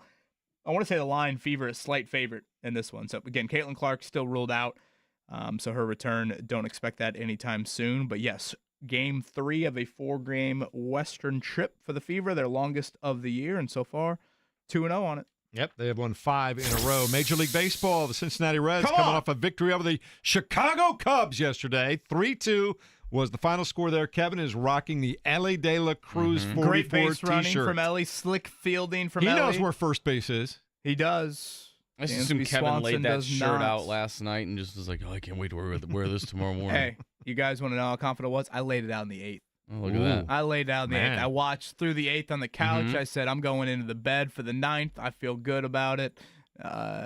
And typical Cubs fashion, nothing from a timely hitting standpoint. So, Mark, I would like I'm those just impressed Mondos. you actually watched a Reds game. That's really impressive. I'd like those Mondos chilled. I'd like the legendary berry kind, and I'd like one for Jeff Rickard, too. Well, again, I need to My get fellow Reds fan. I need to get whoever found them. I need them to tell me where they got them from because I'm searching on Google. I'm not getting a lick of any evidence that they exist. Search a little harder. Well, I need Jeff's Search internet a little speed, harder apparently. than Ian Happ did out in left field last night. Give me for the that ball. query, and I'll take it home and see what we can come up with for you, all right? I might add a couple more to that list for you to look up. Gosh, part of me is like, I'm just running my mouth so much after one game. You really are. Is this Show's gonna on the mound backfire? tonight. Okay. It's the start of something big for the Reds as they make their way into the playoff standings. Now they're only moving forward 9.5 back. They're 3 out of Making the wild progress card. here. They're Thank 3 you, out of the Jeff. wild card. Thank you, Jeff. St. Louis Cardinals beat the Dodgers last night by a score of 3-2. Later on today, Reds and Cubs play at 8:05. Cardinals-Dodgers go at 10:10. And if you want to watch some baseball here in Indianapolis, go over to Victory Field this evening, 6:35 start. See the Indians take on the Omaha Storm Chasers. That's what's going on there. Indiana, number 19 in the latest coaches poll as we get ready for college football. Top 5, Kevin, Texas, Ohio State, Penn State, Georgia, and Notre Dame. Suspiciously like the end of the season last year. except for Arch Manning. Are you all in on Arch Manning for Texas? I did see it's the first time we haven't had like the number one team have a majority of the first place votes in a while. I mean, I'm obviously fascinated to see how Arch Manning plays. I think we need to remind ourselves like Arch is the son of the athlete, right? Cooper could run. Cooper was the wideout, right? Yeah. Arch can move. Arch is not a statue. Both like Manning Peyton and Eli. quarterbacks will tell you that Cooper was the athlete in the family. So we'll get that 1-2 opening weekend. That's College Game Day. Lee Corso's Has that final ever game happened day. before? So Have we ever had 1 and 2 to open a season before? I can't I'm remember. going to assume we have, but yeah, I cannot don't wait for remember. that from the Horseshoe. We'll get 5-10 on Sunday night. Notre Dame and Miami will open up. And as we mentioned earlier in the show, Indiana at 19, like you said, Jeff, Illinois at 12. And that is the first Big Ten game coming up September 20th from Memorial Stadium. So a huge one there early in the season for Kurt Signetti and company. And sorry we get NFL news, but Teddy Bridgewater signing with the Tampa Bay Bucks after they have I looked. I didn't think there was a more obscure like quarterback room, but outside of Baker Mayfield, before they added Teddy Bridgewater, like Michael Pratt, right? Michael Pratt, Kyle Trask, Connor Bazelak, like Oh, that was a former IU quarterback. Yeah. I know. Boy, so Teddy Bridgewater just spurning his high school football team. Yep. Or is he going to do both? I Is he don't going to know. dabble in both? I don't know. Didn't Philip Rivers ultimately Doug just decide to Gottlieb and do stay at things? college, or a high school football coach rather than come back? Yeah, he said he talked with the Colts and Yeah. that Carson Wentz year. Gosh, that would have been electric if the Colts would have said, Carson, you sit on the bench. Phil Rivers, you're back. Phil Rivers now a grandpa, by the way. Yeah, I love Again, it. did we look it up? Have we ever had a grandpa play in the NFL? Yeah, it was Brett Favre. Yes, it was. What the hell is Brett Favre doing here? He's a grandpa. That's what he's doing. Mark's continued obsession with Brett Brett Favre would Favre, probably Aaron like the, Rodgers, Packers in general. Brett Favre would probably like the Wi-Fi at the Rickard household. Oh yeah, Everybody You know would. it. Everybody would. We should probably take a break on that note. We'll do that. We've got more Colts content coming up in a few minutes. Also, get ready to go for a Fever, looking for a 6th straight win tonight, and I'll tell you how they've been getting it done. That's next on 93.5 and 107.5 The Fan.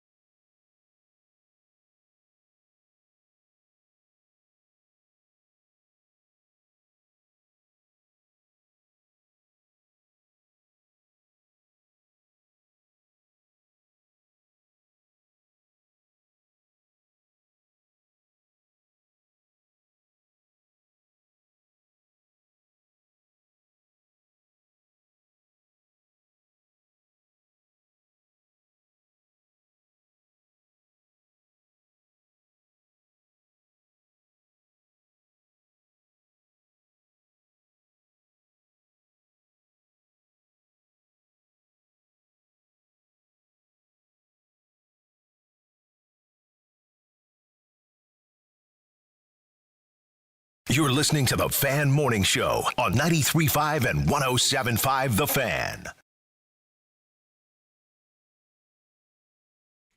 Hope you're doing well on a Tuesday morning as a lot of folks getting their kids ready to go back to school, and that means it's also getting ready for football season. We've had the coaches poll come out for college football. The Colts are in Baltimore this week. They'll be having joint practices with the Ravens today. They will play preseason game, which you will hear live right here on 93.5 and 107.5 The Fan on Thursday night. But it is also getting to be kind of, I don't know, do you say the dog days of summer for the WNBA, and the Fever are on fire with 5 wins in a row right now, Kevin Bowen. Yeah, they played great, obviously, doing it without Caitlin Clark. James and I hit on it a little bit yesterday of I think Caitlin Clark's status, the fact that she's injured and had to come back from, 3 different injuries already this season. I would like to think patience will be practiced to the utmost degree whenever she does get back to, consistent practice and playing time. But the fact that they have more than weathered this storm without her, I think would also put a little bit of that sense of urgency, to the back burner of oh boy, have you looked at the standings? We really could use her.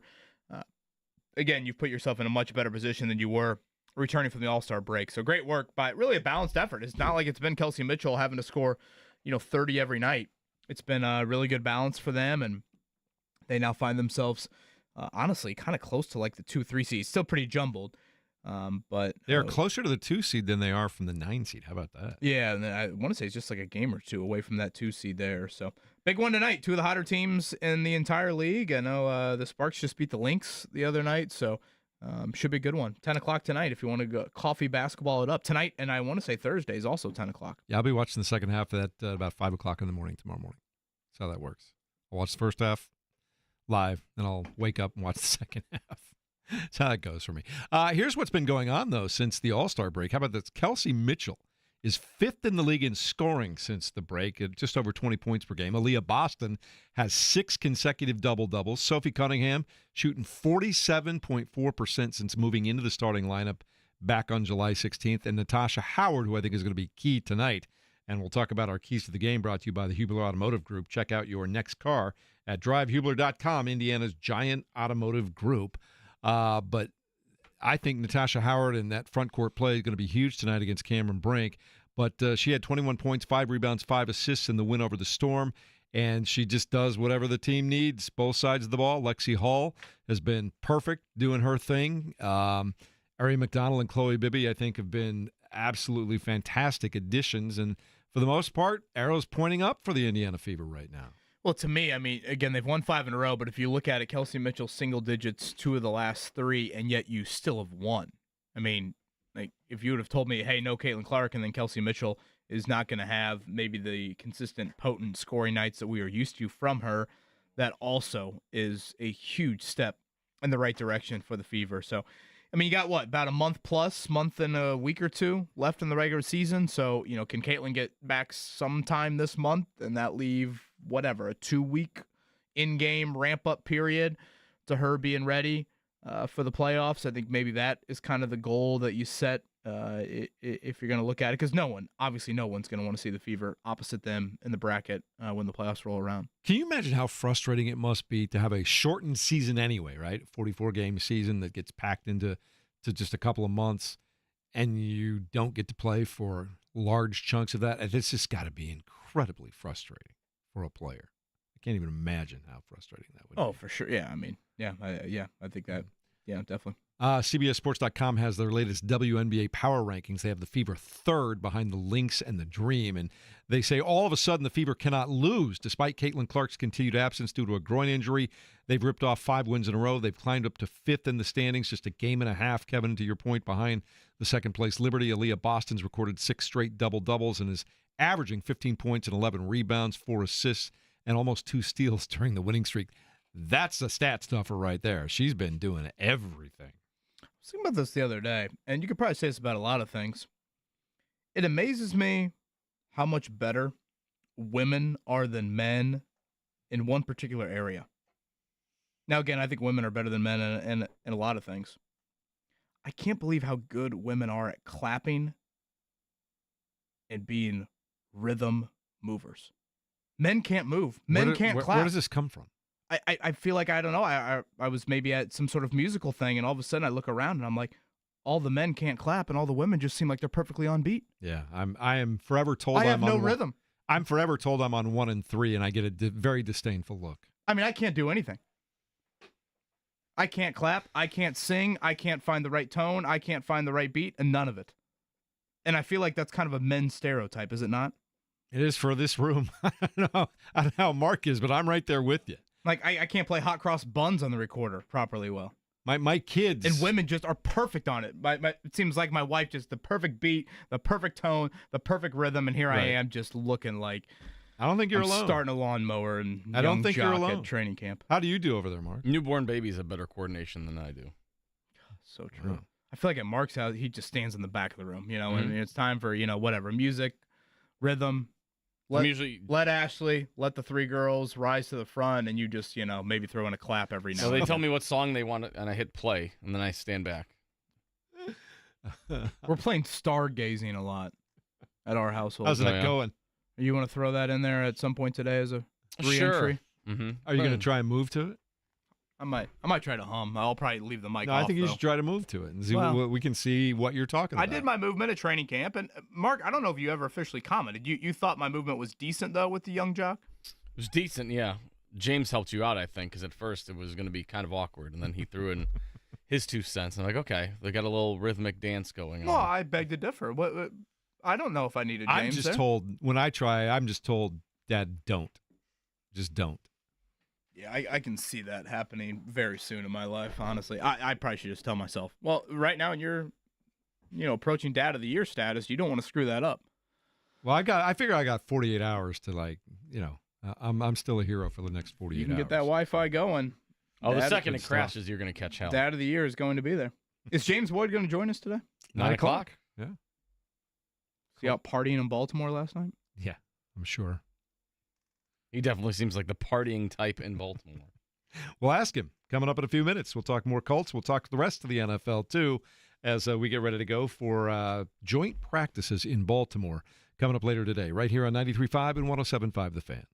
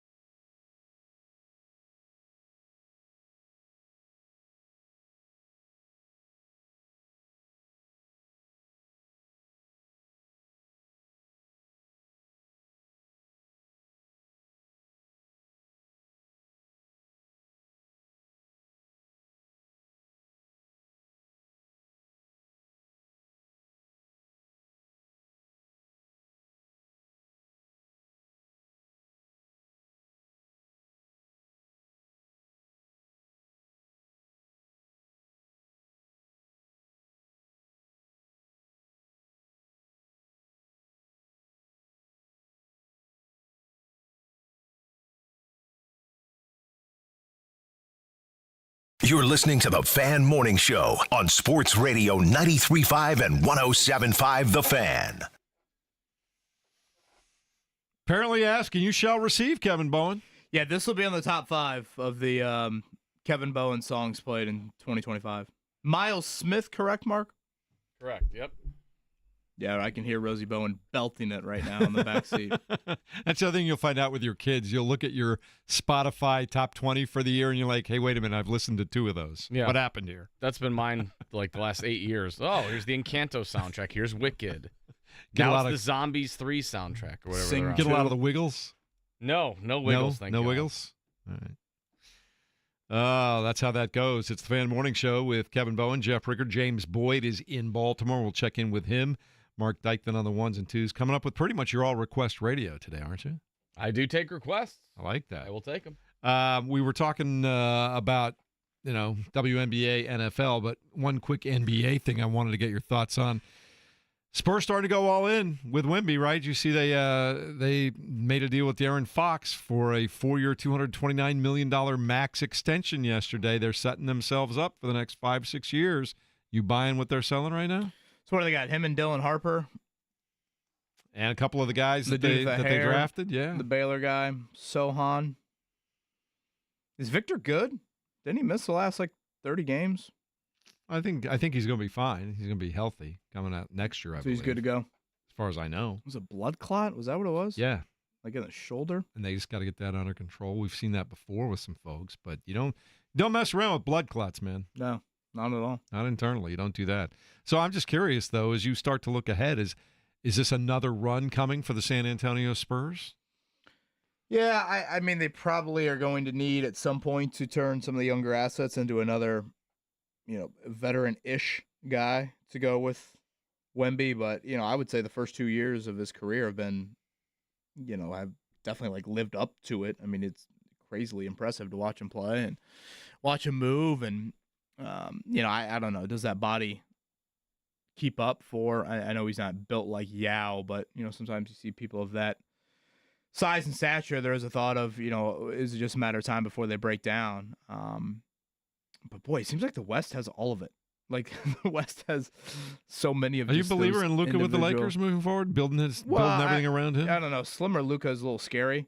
I would say for the Western Conference, but obviously you got Cooper Flag out there, and Anthony Edwards is a young talent. So when you think about kind of the next stars, I would say probably more of them reside in the West, right, than the East. Yeah, it's crazy. And then you look at how many years left for Jokic and the Nuggets, and how can they figure out how to try to rebuild around him for 1 or 2 more runs? I love Jokic. I do too.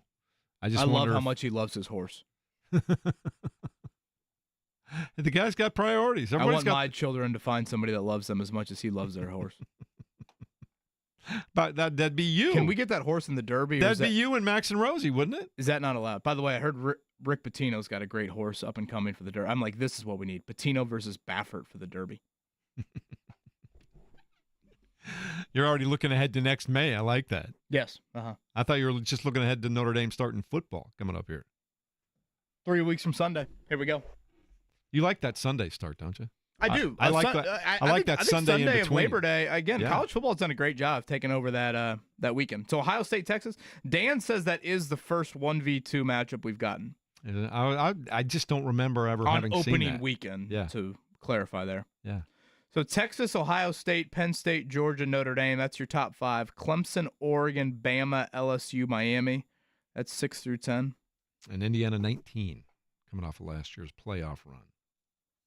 Yeah, I know Phil Steele was on with John, maybe it was last week, a couple weeks ago, and, he kind of called Indiana, Illinois almost an early kind of playoff positioning game. He might even call it a play-in game, but, if you want to look at the Big Ten and you say, well, Ohio State's a playoff team ranked number 2. Oregon's a playoff team ranked whatever they are, 7. Penn State's a playoff team with everybody they bring back ranked 3.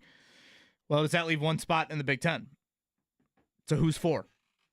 And that's where I think that Indiana-Illinois game carries so much weight. And it goes without saying, and we don't need to rehash the non-conference debate. Obviously, I've made my piece known on that.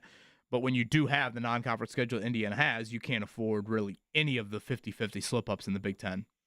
Yeah. So that is a huge one for Kurt Signetti's bunch. And Tomorrow, Mark, Jeff Rabjohns, did you say? Yep. Live from Puerto Rico. So we'll talk a little football with him, but also Darren DeVries and company in Puerto Rico for 3 games over the next week. A little basketball there. Just to remind people that early schedule for Indiana, Old Dominion, Kennesaw State, and Indiana State, before they really get into it, they then play the home game at Illinois, at Iowa, at Oregon, home against Michigan State. Of course, they still have Penn State, Wisconsin on the schedule this year. So it's a little more, on paper, it seems a little more difficult than it was last year. Boy, read off those first 3 teams again. Not the first 3. I'm talking about the conference schedule. But Will you first read off 3. those first 3? Kennesaw State, Indiana State. Kennesaw State's the second one there. Old Dominion is the first one. I think Center Grove has a harder first 3 games than Indiana. It's possible. It's possible. They do play Wisconsin at home. They do play Penn State on the road. Luke Fickell, big year in Wisconsin, right? Is T.Y. Hilton's kid going to play at all for them? I have not seen an update on that. I think he early enrolled. We'll keep an eye on all of it as we get closer and closer to football season, and we'll check in on the Colts in Baltimore, where James Boyd is going to join us coming up next as we get ready for joint practices with the Ravens today. And the question is, will Lamar Jackson be on the field today? He had a personal day off the last time the Ravens were scheduled to practice. So we'll find out from James Boyd what the latest is on that as we continue next at 93.5 and 107.5 The Fan.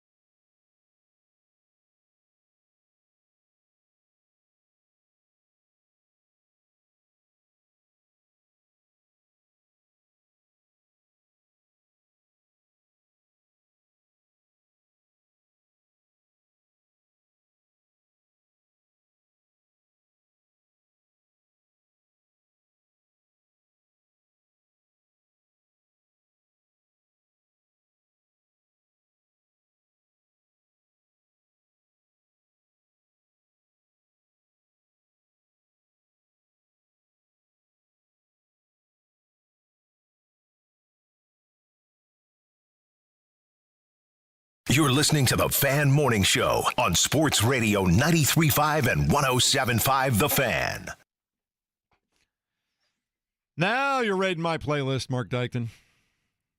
The Wiggles and Patti Smith. No, the Wiggles when the kids were young, prior to their 4th birthdays. They were into the Wiggles then.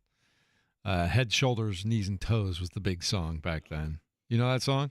You've got to know that song. Oh, yeah, now. of course. All right. Max and Rosie in on the head? If we lose head, that shoulders? song, we've lost humanity. There are times I think we've lost it, but if we lose that song, we certainly have. Did the kids have a favorite Wiggle? No, I don't know if there's a favorite, but thankfully, boy, I'm seeing this picture right here of the 1935 Indiana State Fair. This is a great. Where'd you photo. find that? Literate Indie on Twitter. It's a great follow there for kind of like historic indie pictures here. I like that. I'm hoping that the rain will clear out and it'll be a good day at the State Fair. We're gonna check it out with the family later. That's gonna be a lot of fun. Do the Rickards dabble in it?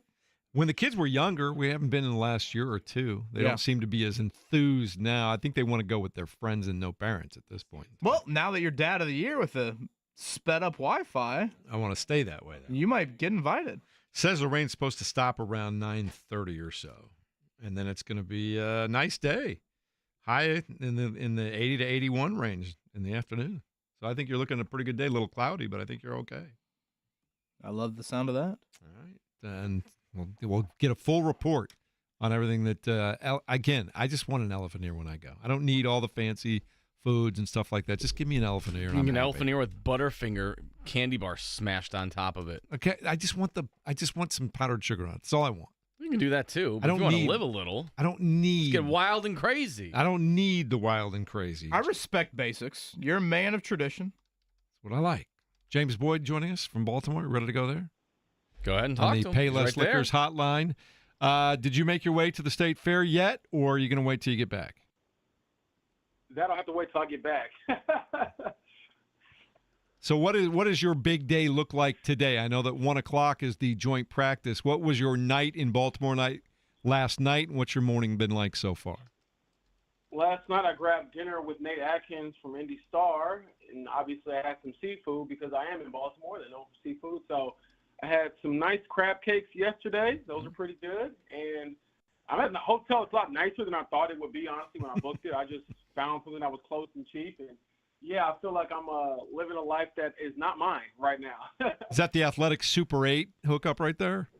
Yeah, I don't know about that, but yeah, when I booked it and they pulled up, I thought the guy was at the wrong hotel, but I guess this is a Marriott.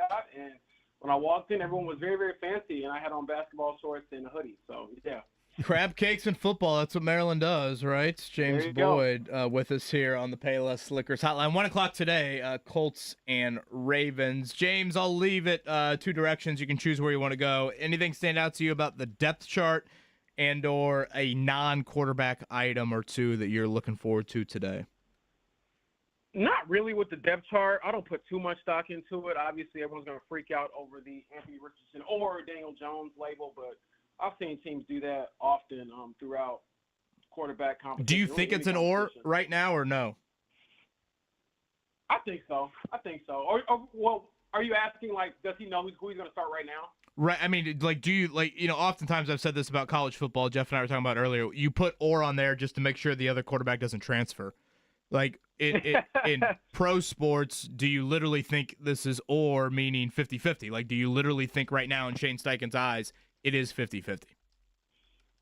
I think it's closer to 50-50 in his eyes than maybe it is among the fan base, Kevin. How about that? I think that if it is 55-45 one way or the other, it's not by much right now. And so I am curious, though, because I will overreact to anything that happens on Thursday night like everyone else will. And I guess later today as well, who gets the first team reps first up, you know, in this joint practice and things like that.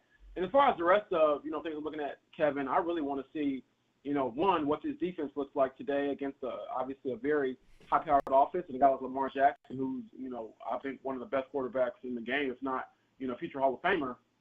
And then for offense, you know, how does A.D. Mitchell look against these guys? You know, I'll rest the offense as well, but I'm curious to see what he can build on from last week's couple of practices where he looked pretty good.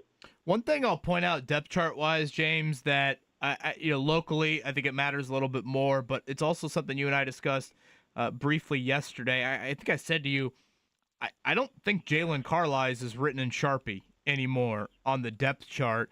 And if you look at yesterday, not only is Jalen Carlisle not listed as a starter, the starter next to Zaire Franklin at linebacker is an Indy native in Cam McGrone, a guy that I don't think a lot of people probably have a great idea on just kind of his background. And it's not like he has been a rotating player for the Colts. He's battled some injuries, been mostly a special teamer. So that is one that did stand out to me of like, Carlisle's internally, they really expected him to be the starter, really no debate about it. We didn't see them touch linebacker hardly at all in the offseason. So that's one that did stand out to me. To piggyback off that, Kevin, I do know Cameron Brown pretty well. I actually went to one of his holiday givebacks a couple years ago at Lawrence Central. And he's had some injuries history. He tried to fight through some things. I think last year he missed some time with the elbow injury. But this is a guy who obviously is trying to make good on what Ballard told us during his preseason press conference, which was that some of these guys who are no-name guys will have to earn their names throughout, some of these reps in the preseason, throughout training camp, and obviously early on in the season as well. So we'll see if he can fully supplant Jalen Carlisle at that other linebacker spot. But at the same time, I'm like, man, you just hope as a Colts fan, or if you're the Colts front office, that you don't look up in a month or two and say, dang, we should have invested more in that position, because yes, these guys have shown a little bit of promise throughout the spring or throughout training camp, but they haven't really morphed into being full-time starters. That's my concern. Like, is he a good depth piece? Yeah, I think Cameron McGrone and a few others probably are good depth pieces if you get in the jam. You got to, for example, last year when they had to start Grant Stewart for a game, he stepped up and gave him, game of his life, really. But can you get that every week from a guy? I'm not so sure. And then also, real quick on the depth chart, Kevin, Tanner Bortolini over Danny Pinter for the starting center job. I know Danny's missed some time recently with a couple of injuries, but that did stand out to me now looking back at that depth chart. Obviously, Tanner Bortolini, I think, was always kind of the front runner in a way because they drafted him 4th overall last year, and those guys usually are expected to play. James Boyd joining us from Baltimore, where he is not only representing us, but with The Athletic, getting ready to watch the Colts and Ravens joint practices later on today at 1 o'clock. These things are obviously controlled and situational in a lot of ways. Both teams have specific things they're trying to work on, and they want to go against other teams. What are you most looking forward to see from the Colts' perspective that they can maybe glean something from here? Obviously, it's the quarterbacks. I want to see if Anthony Richardson, unlike last year when they had their joint practice against the Bengals, can he go out there and perform and not have the defense basically say this guy can't do anything? Because I remember very vividly going on the road last year, and the Bengals secondary was trash-talking him like you wouldn't believe. Oh, he's throwing the spots, he's scared, what is he doing? And I would say that they were probably right to a certain degree because we saw the season, and he had the 47.7 completion percentage, which was the worst in the league. So they were not, lying about him being a poor passer at the time. So, how does that conversation look if we are close enough to hear some things on the Ravens side? And same thing for Daniel Jones. I want to see how do you respond to a defense that is going to be one of the best in the league, at least on paper, and can can one of the two kind of separate from the other? I feel like every time that one has a good day, the other one kind of hangs with them, and the one has a bad day, the other kind of drops off with them. But will we see some separation today leading into Thursday? James, have you seen anything on Lamar Jackson for today? I saw he missed yesterday due to a personal matter. I have not seen anything just yet on him. I'll be sure to check in with our, Ravens reporter as well, but I haven't seen anything just yet, Kevin. Lamar to Cooper Rush would be, like saying you're going to meet whatever, Kevin, yeah, Tiger Woods and you get Kevin Bowen. Do I grade everything with the asterisk if that happens? Boy, yeah. Good luck with that. That's a hell of a trip to Baltimore to watch Cooper Rush. James Boyd joining us live here from Baltimore. He'll be back coming up on Thursday. James, bear with me here for a second, but Jeff and I were debating a little bit earlier, about Anthony Richardson versus Daniel Jones, viewing how big of an elite trait as a runner that gives Richardson as a leg up. Now, I think it's fair to point out Daniel Jones is by no means a statue. This is not, I would even say Gardner Minshew. This is a guy that can make some plays with his legs. But, oftentimes in college, for example, you opt for the running quarterback because you're bad on the O-line and or you don't have a bona fide running back. Well, the Colts, theoretically, they are good there. Like, Jonathan Taylor's an elite runner, and the offensive line is supposedly good. Whereas you have questions about getting the ball to Tyler Warren, getting the ball to a wide receiver group that you're optimistic about for the first time in a while.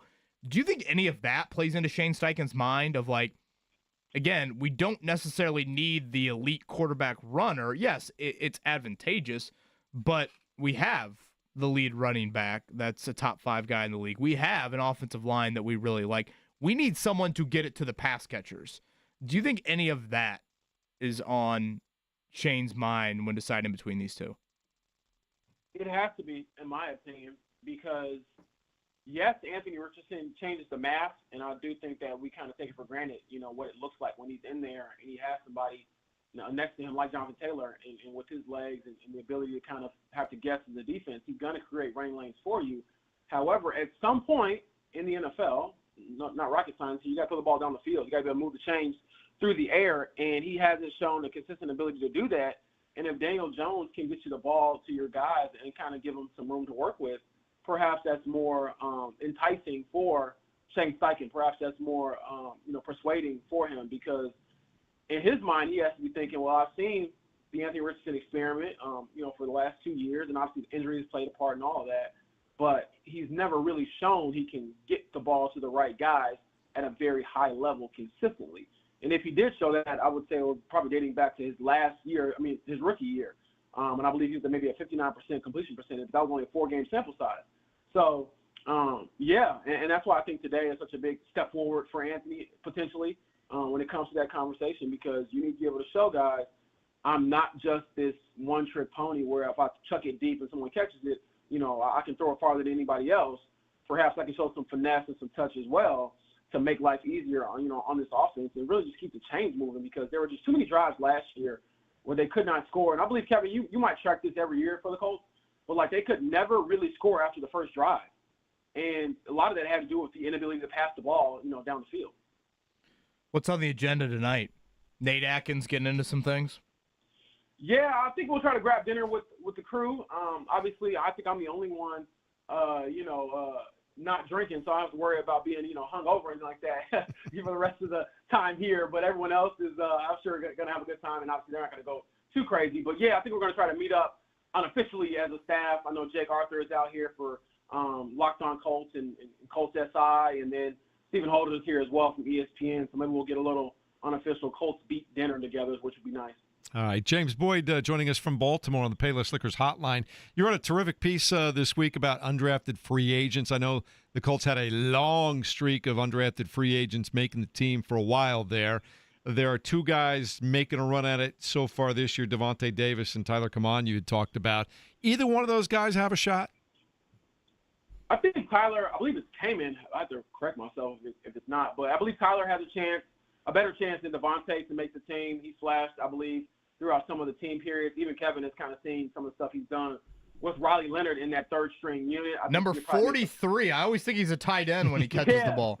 Yeah, 43. And I think that he could be like a practice squad guy. I don't know if he'll make the official 53-man roster. Might be a little bit tough. Same for Devontae Davis. But either way, both have incredible stories. For Devontae Davis, he comes from Union Springs, Alabama, a town of about 3,500 people. Median income is about $25,000.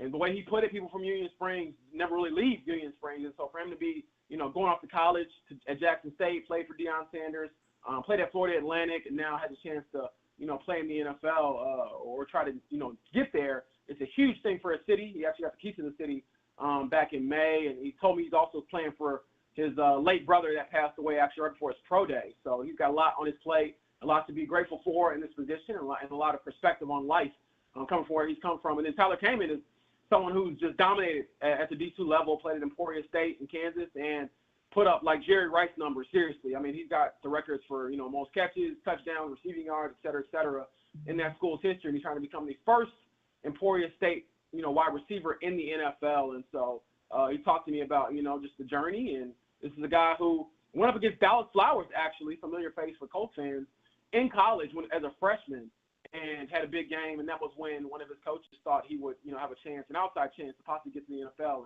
And now he's on the doorstep. And so just 2 guys that I feel like Colts fans should know about and perhaps root for, because there are some feel-good stories there among all of the, QB chaos and quarterback competition. Looking forward to seeing if any of those guys pop tomorrow night. One of the other guys I'm looking forward to, and you and I have talked about this a little bit. We talked about it on the show earlier today. I'm I'm in on A.D. Mitchell kind of having a little bit of a breakthrough this year. I know it's a good wide receiver core. Throw out those numbers to James. 80 catches for 750 yards he's got for A.D. Mitchell this year. Is that way out of the possibility? Because I think this guy's incredibly talented, and I think if he gets a rapport going with AR, there could be something happening there. You said 80 catches? Yeah. Oh, I'm going to take the under on that one just because of who the quarterback is, and he's not the number one guy. It's a lot of balls to be thrown at him, a lot of passes to be thrown at him. Mark, you can clip that. That's about 5 catches a game.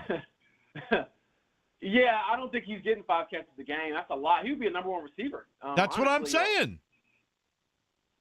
No, I cannot. No, Jeff, I cannot go that far. Right. I mean, if he had shown me more last year, maybe I could rock with you. But we're talking about a guy who didn't score last year, had a very rough up and down last year. And honestly, even going into this year, the regular season, I still have questions about him catching, over the middle and being a physical receiver and, making sure he finishes the play when he's going to get hit in the ribcage or hitting the leg or something like that. But I do, I don't want to, poo-poo it too much because he is someone who has shown some promise and a step forward in training camp. But as we always say with A.D. Mitchell, similar to Anthony, can you do it on Sundays? I'm putting the pressure on the young man. Let's go. I'm expecting it. Okay. Do you need me to have a chat with him? I'll sit down. Tell Shane I'll sit down and have a conversation with him. Man, I don't think A.D. Mitchell's trying to hear what any of us have to say. He's quite the character and a very confident young man, so we'll see what happens. He had one game last season where he had 6 receptions. That was his high water mark. Everything else was he had 4 receptions one time. Everything else was 2, 1, or nothing.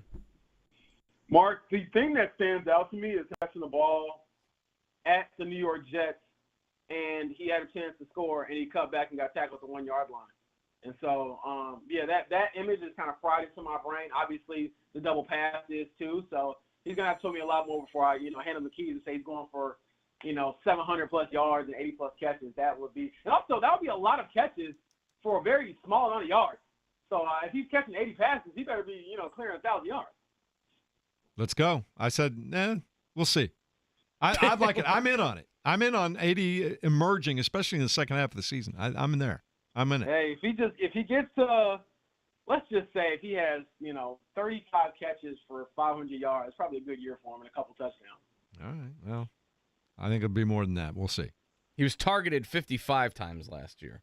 And I believe he caught 23 of them, Correct. Mark, which is like a terrible percentage. But, yeah, we'll see. All right. Everybody's got their outlandish prediction. That's mine. Okay. All right. All right, buddy. Have a great day. We appreciate you. We'll talk to you again tomorrow morning. Let us know if anything Sounds big good. happens today. Thank you, James. All right. Have a good one. There he is, third member of our booth, James Boyd, on the Payless Liquors hotline. Yeah, that's my outrageous prediction. I'm sticking with it. Yeah, I need money on that one, and I need your money on the 10.5 or 11 wins one, too. Yeah, That's quite the parlay right there. I made my thoughts known on that a little bit earlier, but yeah, I want to say Mitchell was like 149 out of 150-something last year in catch percentage in the entire NFL. So, honestly, I think where I would just disagree the most is I don't see where he would get that playing time and or those targets. Like, who are you taking? I guess let me ask that. Who are you taking the playing time away from? Well, we like Alec Pearson. What did Alec have, like 35 catches last year? You taking away from Pittman, Pierce, or Downs? I think... And you've added Tyler Warren to the mix, which is probably worth pointing out as well.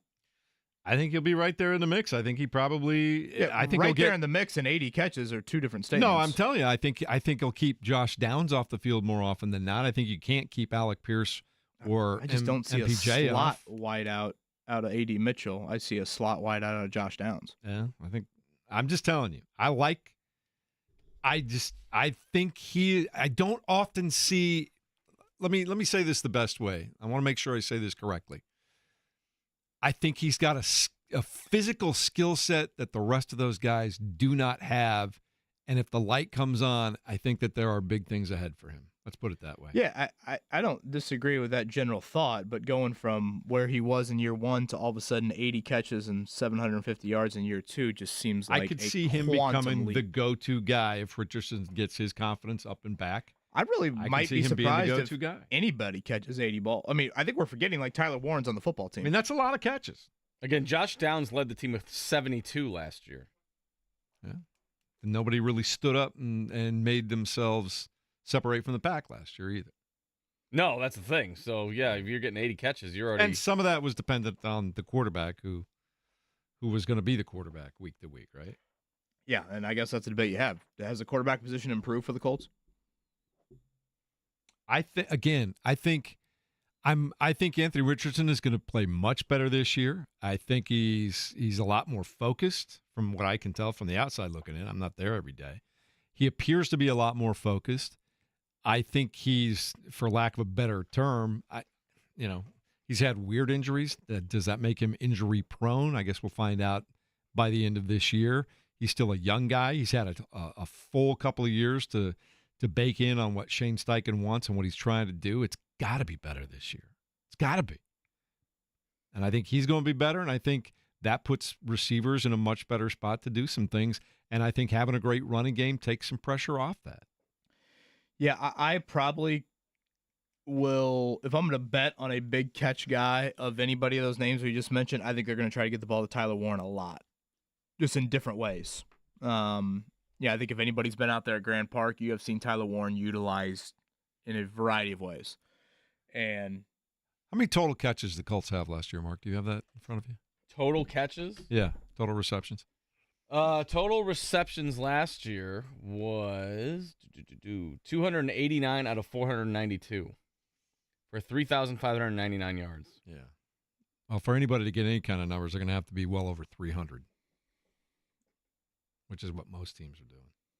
Again, Josh Downs led the team with 72 receptions, Michael Pittman Jr. 69, and then a steep drop-off, Alec Pierce 37, A.D. Mitchell 23, Jonathan Taylor 18, so on and so forth. I just feel like he's ready to break out. I don't know what to tell you. I want that parlay. You need to tell me what those odds are. A.D. Mitchell over catches. Are you tailing that parlay, Mark? I mean, I want to know what the payout's going to be because it's going to be like $1 million. Do you have an outrageous prediction? Something that is a little bit out there, stretching it?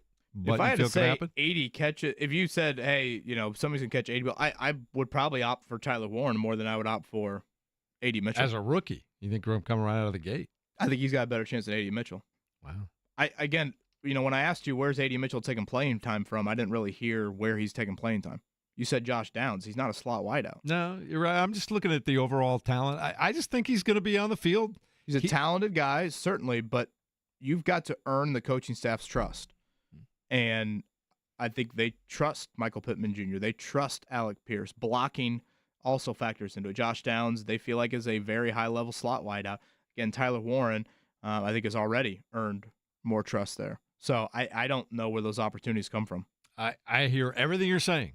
And I don't have a ton to base it on other than I see the skill set.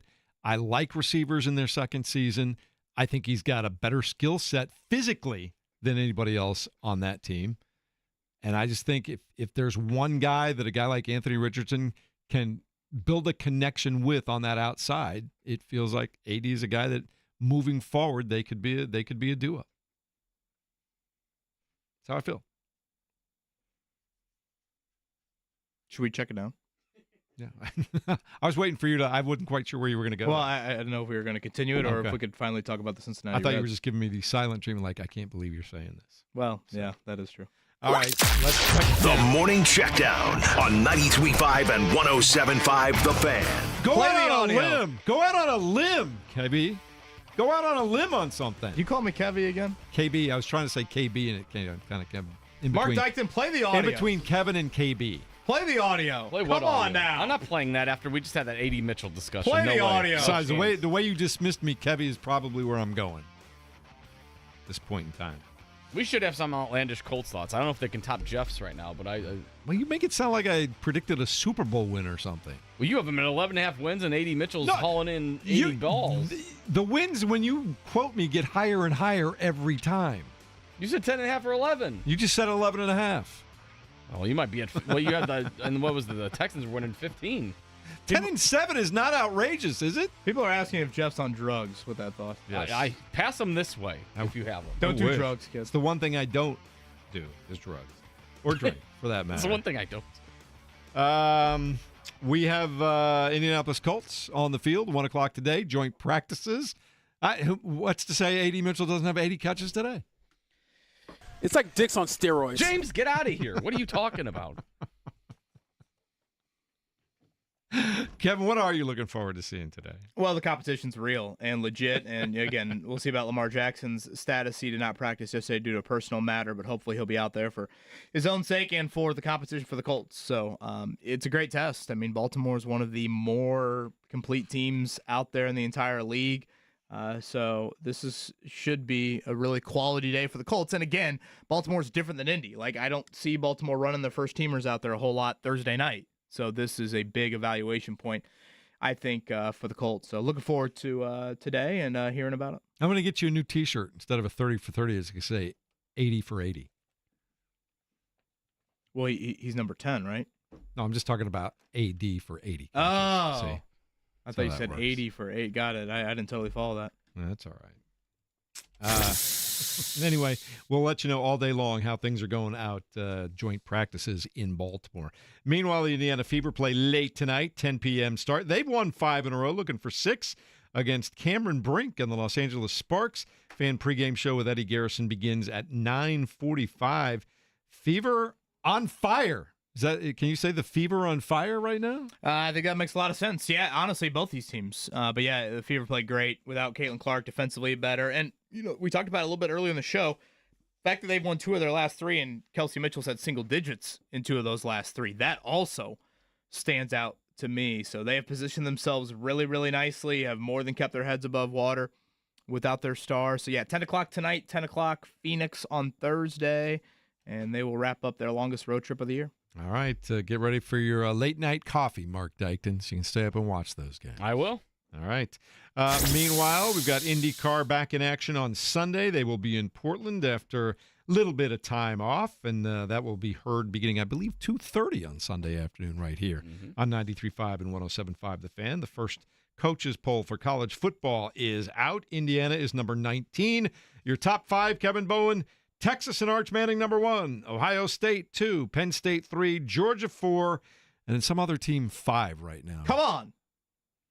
The Fighting Irish of Notre Dame. So you got the 4 semifinalists plus Georgia, who Notre Dame beat in the quarterfinal last year. It does seem like, and I don't know, maybe in recent years we've had this, but it does seem like we don't have like the overwhelming number 1. I don't think Texas got a ton of first-place votes when you compare them to the rest of the teams. So a little bit more of a parity at the top. Ohio State, what are they doing at quarterback? Are you really believing in Drew Aller with Penn State? Obviously, Georgia's has a new quarterback with Carson Beck. Notre Dame has a new quarterback. So I do feel like it's a little bit more of a kind of an open year. I know the teams at the top are kind of what we're used to, but it doesn't seem like there's the runaway team or two this year. Feels like everything I've said or read and heard that Marcus Freeman has had a tremendous couple of years recruiting at this point in time. Marcus Freeman's done a hell of a job.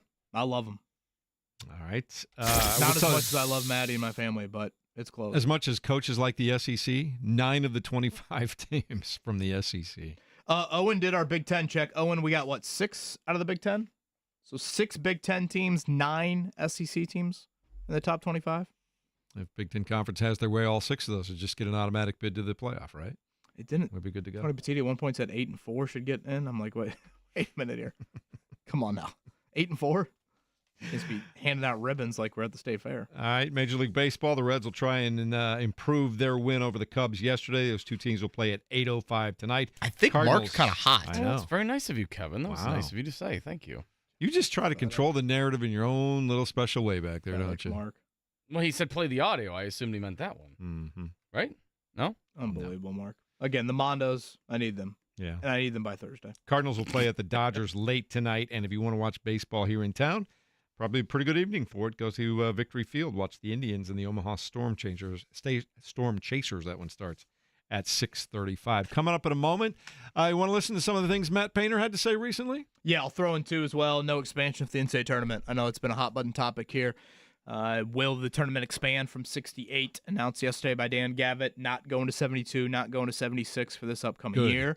And that is, I think, one that universally we probably all agree on from a sports standpoint. And also the Final Four will be here in Indy this year. All right, we'll hear from Matt Painter next on 93.5 and 107.5 The Fan. I love you, Mark Dykton. Wow.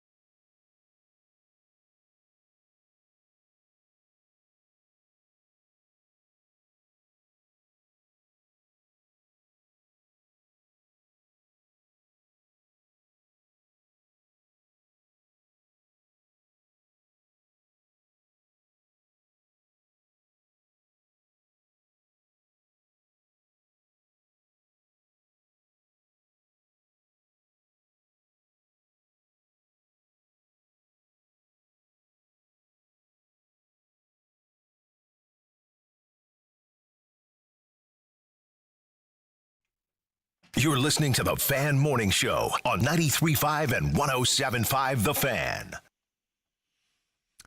Cruising through a Tuesday morning here. A little bit of time left, and then at 10 o'clock, we turn you over to ESPN Radio at noon. Jake Query will be here at 3 o'clock. The Ride with JMV. And, of course, our third man in the booth, James Boyd, is in Baltimore, where at 1 o'clock this afternoon, the Colts will engage in joint practices with the Ravens. I was looking during the break, Kevin. Colts were dead last in team receptions last year in the NFL with 289. To get even towards the middle of the pack, they would have to have about 50 to 55 more pass receptions over the course of 17 games. Is that a possibility in your mind? I mean, you would like to think and hope it would increase. Jonathan Taylor played, 14 games last year? Mm-hmm. So all of a sudden, if you get Taylor even healthier, does he get more touches? Yeah, I mean, you would hope that number gets higher. But, yeah, I guess if we want to continue this A.D. Mitchell, A.D. catch conversation here, a couple of reasons why I don't think there's a chance in hell that it'll happen. One, I don't know where he gets consistent playing time. So you just don't like him cracking the lineup all that much. Well, it's different than, let's say there was an A.D. Mitchell equivalent at linebacker, for example. The A.D. Mitchell equivalent at linebacker, there's open playing time. Where is that open playing time at wideout? Again, you brought up Josh Downs, but he's not a slot wideout. No, you're right.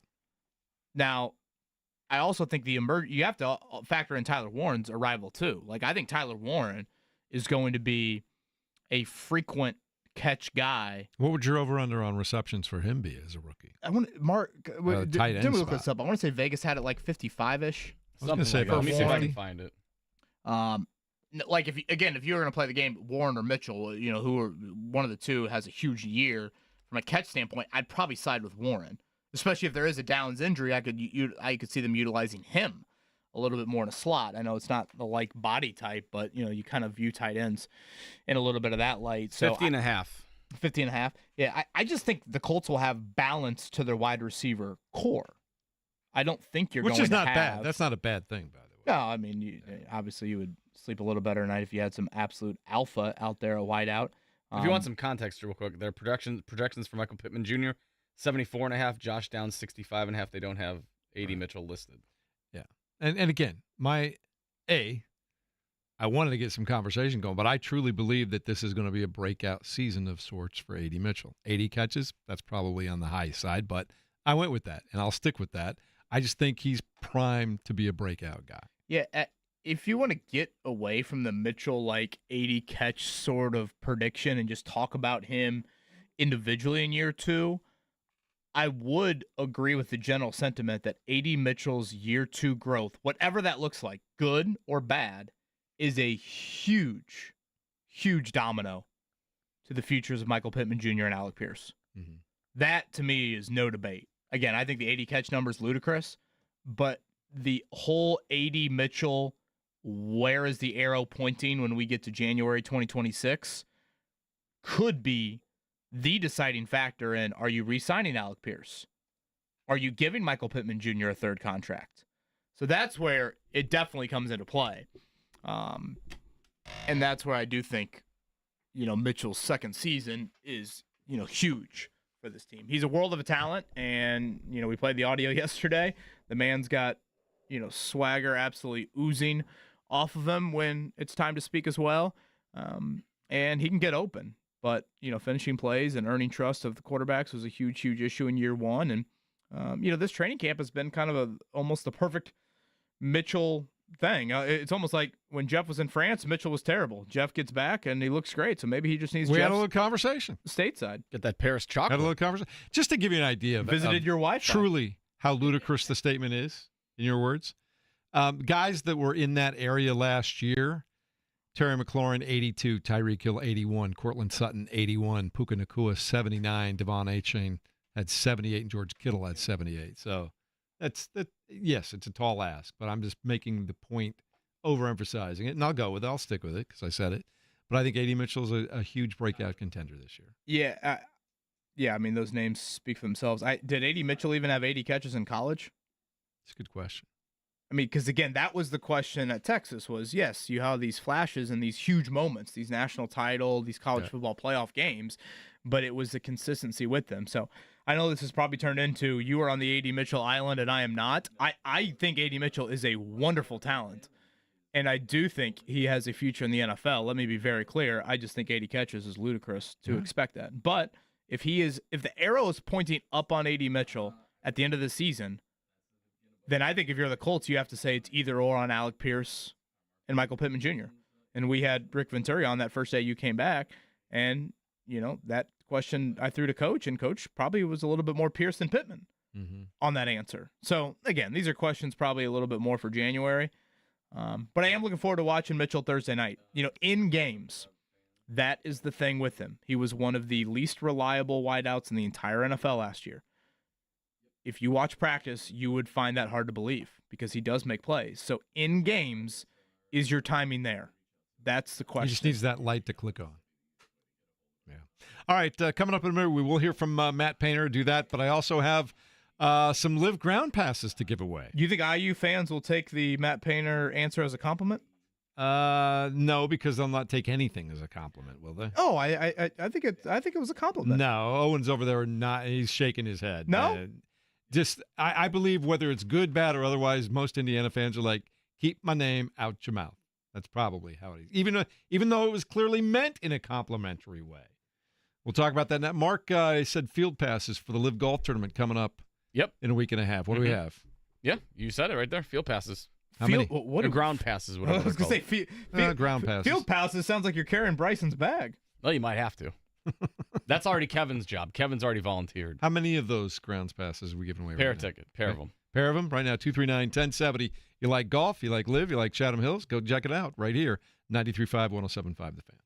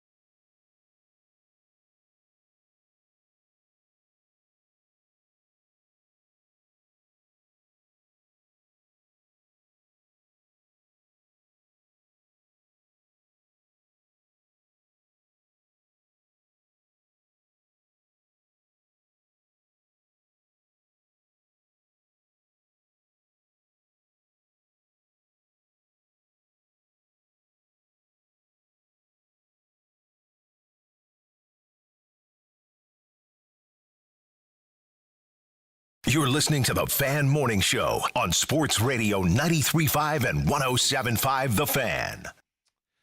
Mark Dykton making people happy. One grounds pass, one family fan pack to a soccer game, you name it. Who we have as a winner today? Shout out to Zach. He's very excited to go to Live Golf. He's going to have to fight Kevin off for that Bryson DeChambeau I'll see you in the parking lot, Zach. It must be so weird for you, Kevin, that there is professional golf in town, but you don't want to have anything to do with it. You know, I said this to somebody at Colts practice the other day. I mean this from a PGA Tour standpoint. I think watching golf in person is a really bad spectator experience. Like, I mean, how many golf shots are you really getting a good look at during the day? I'm always a fan of showing up on Thursday and picking a golfer to follow for 9 holes. Okay, yeah, that could be better. And I don't know, maybe you go to the driving range and like you watch them hit balls. That's and you always find good that too. to be a little bit more impressive nature. One thing about Live that is unique to it, and again, Live Golf will be here in Westfield coming up next weekend. You know, you're only out there for 5 hours. You know, PGA Tour events, they tee off at 7 a.m. in the morning all the way till 3 in the afternoon. So, you know, it's very spread out. The Live event, it's a shotgun start. For those unfamiliar with what that is, at 2 o'clock, how many golfers in these Live events? 60? Does that sound right? 50? Around that, I don't know the exact number. So they spread out to the 18 holes.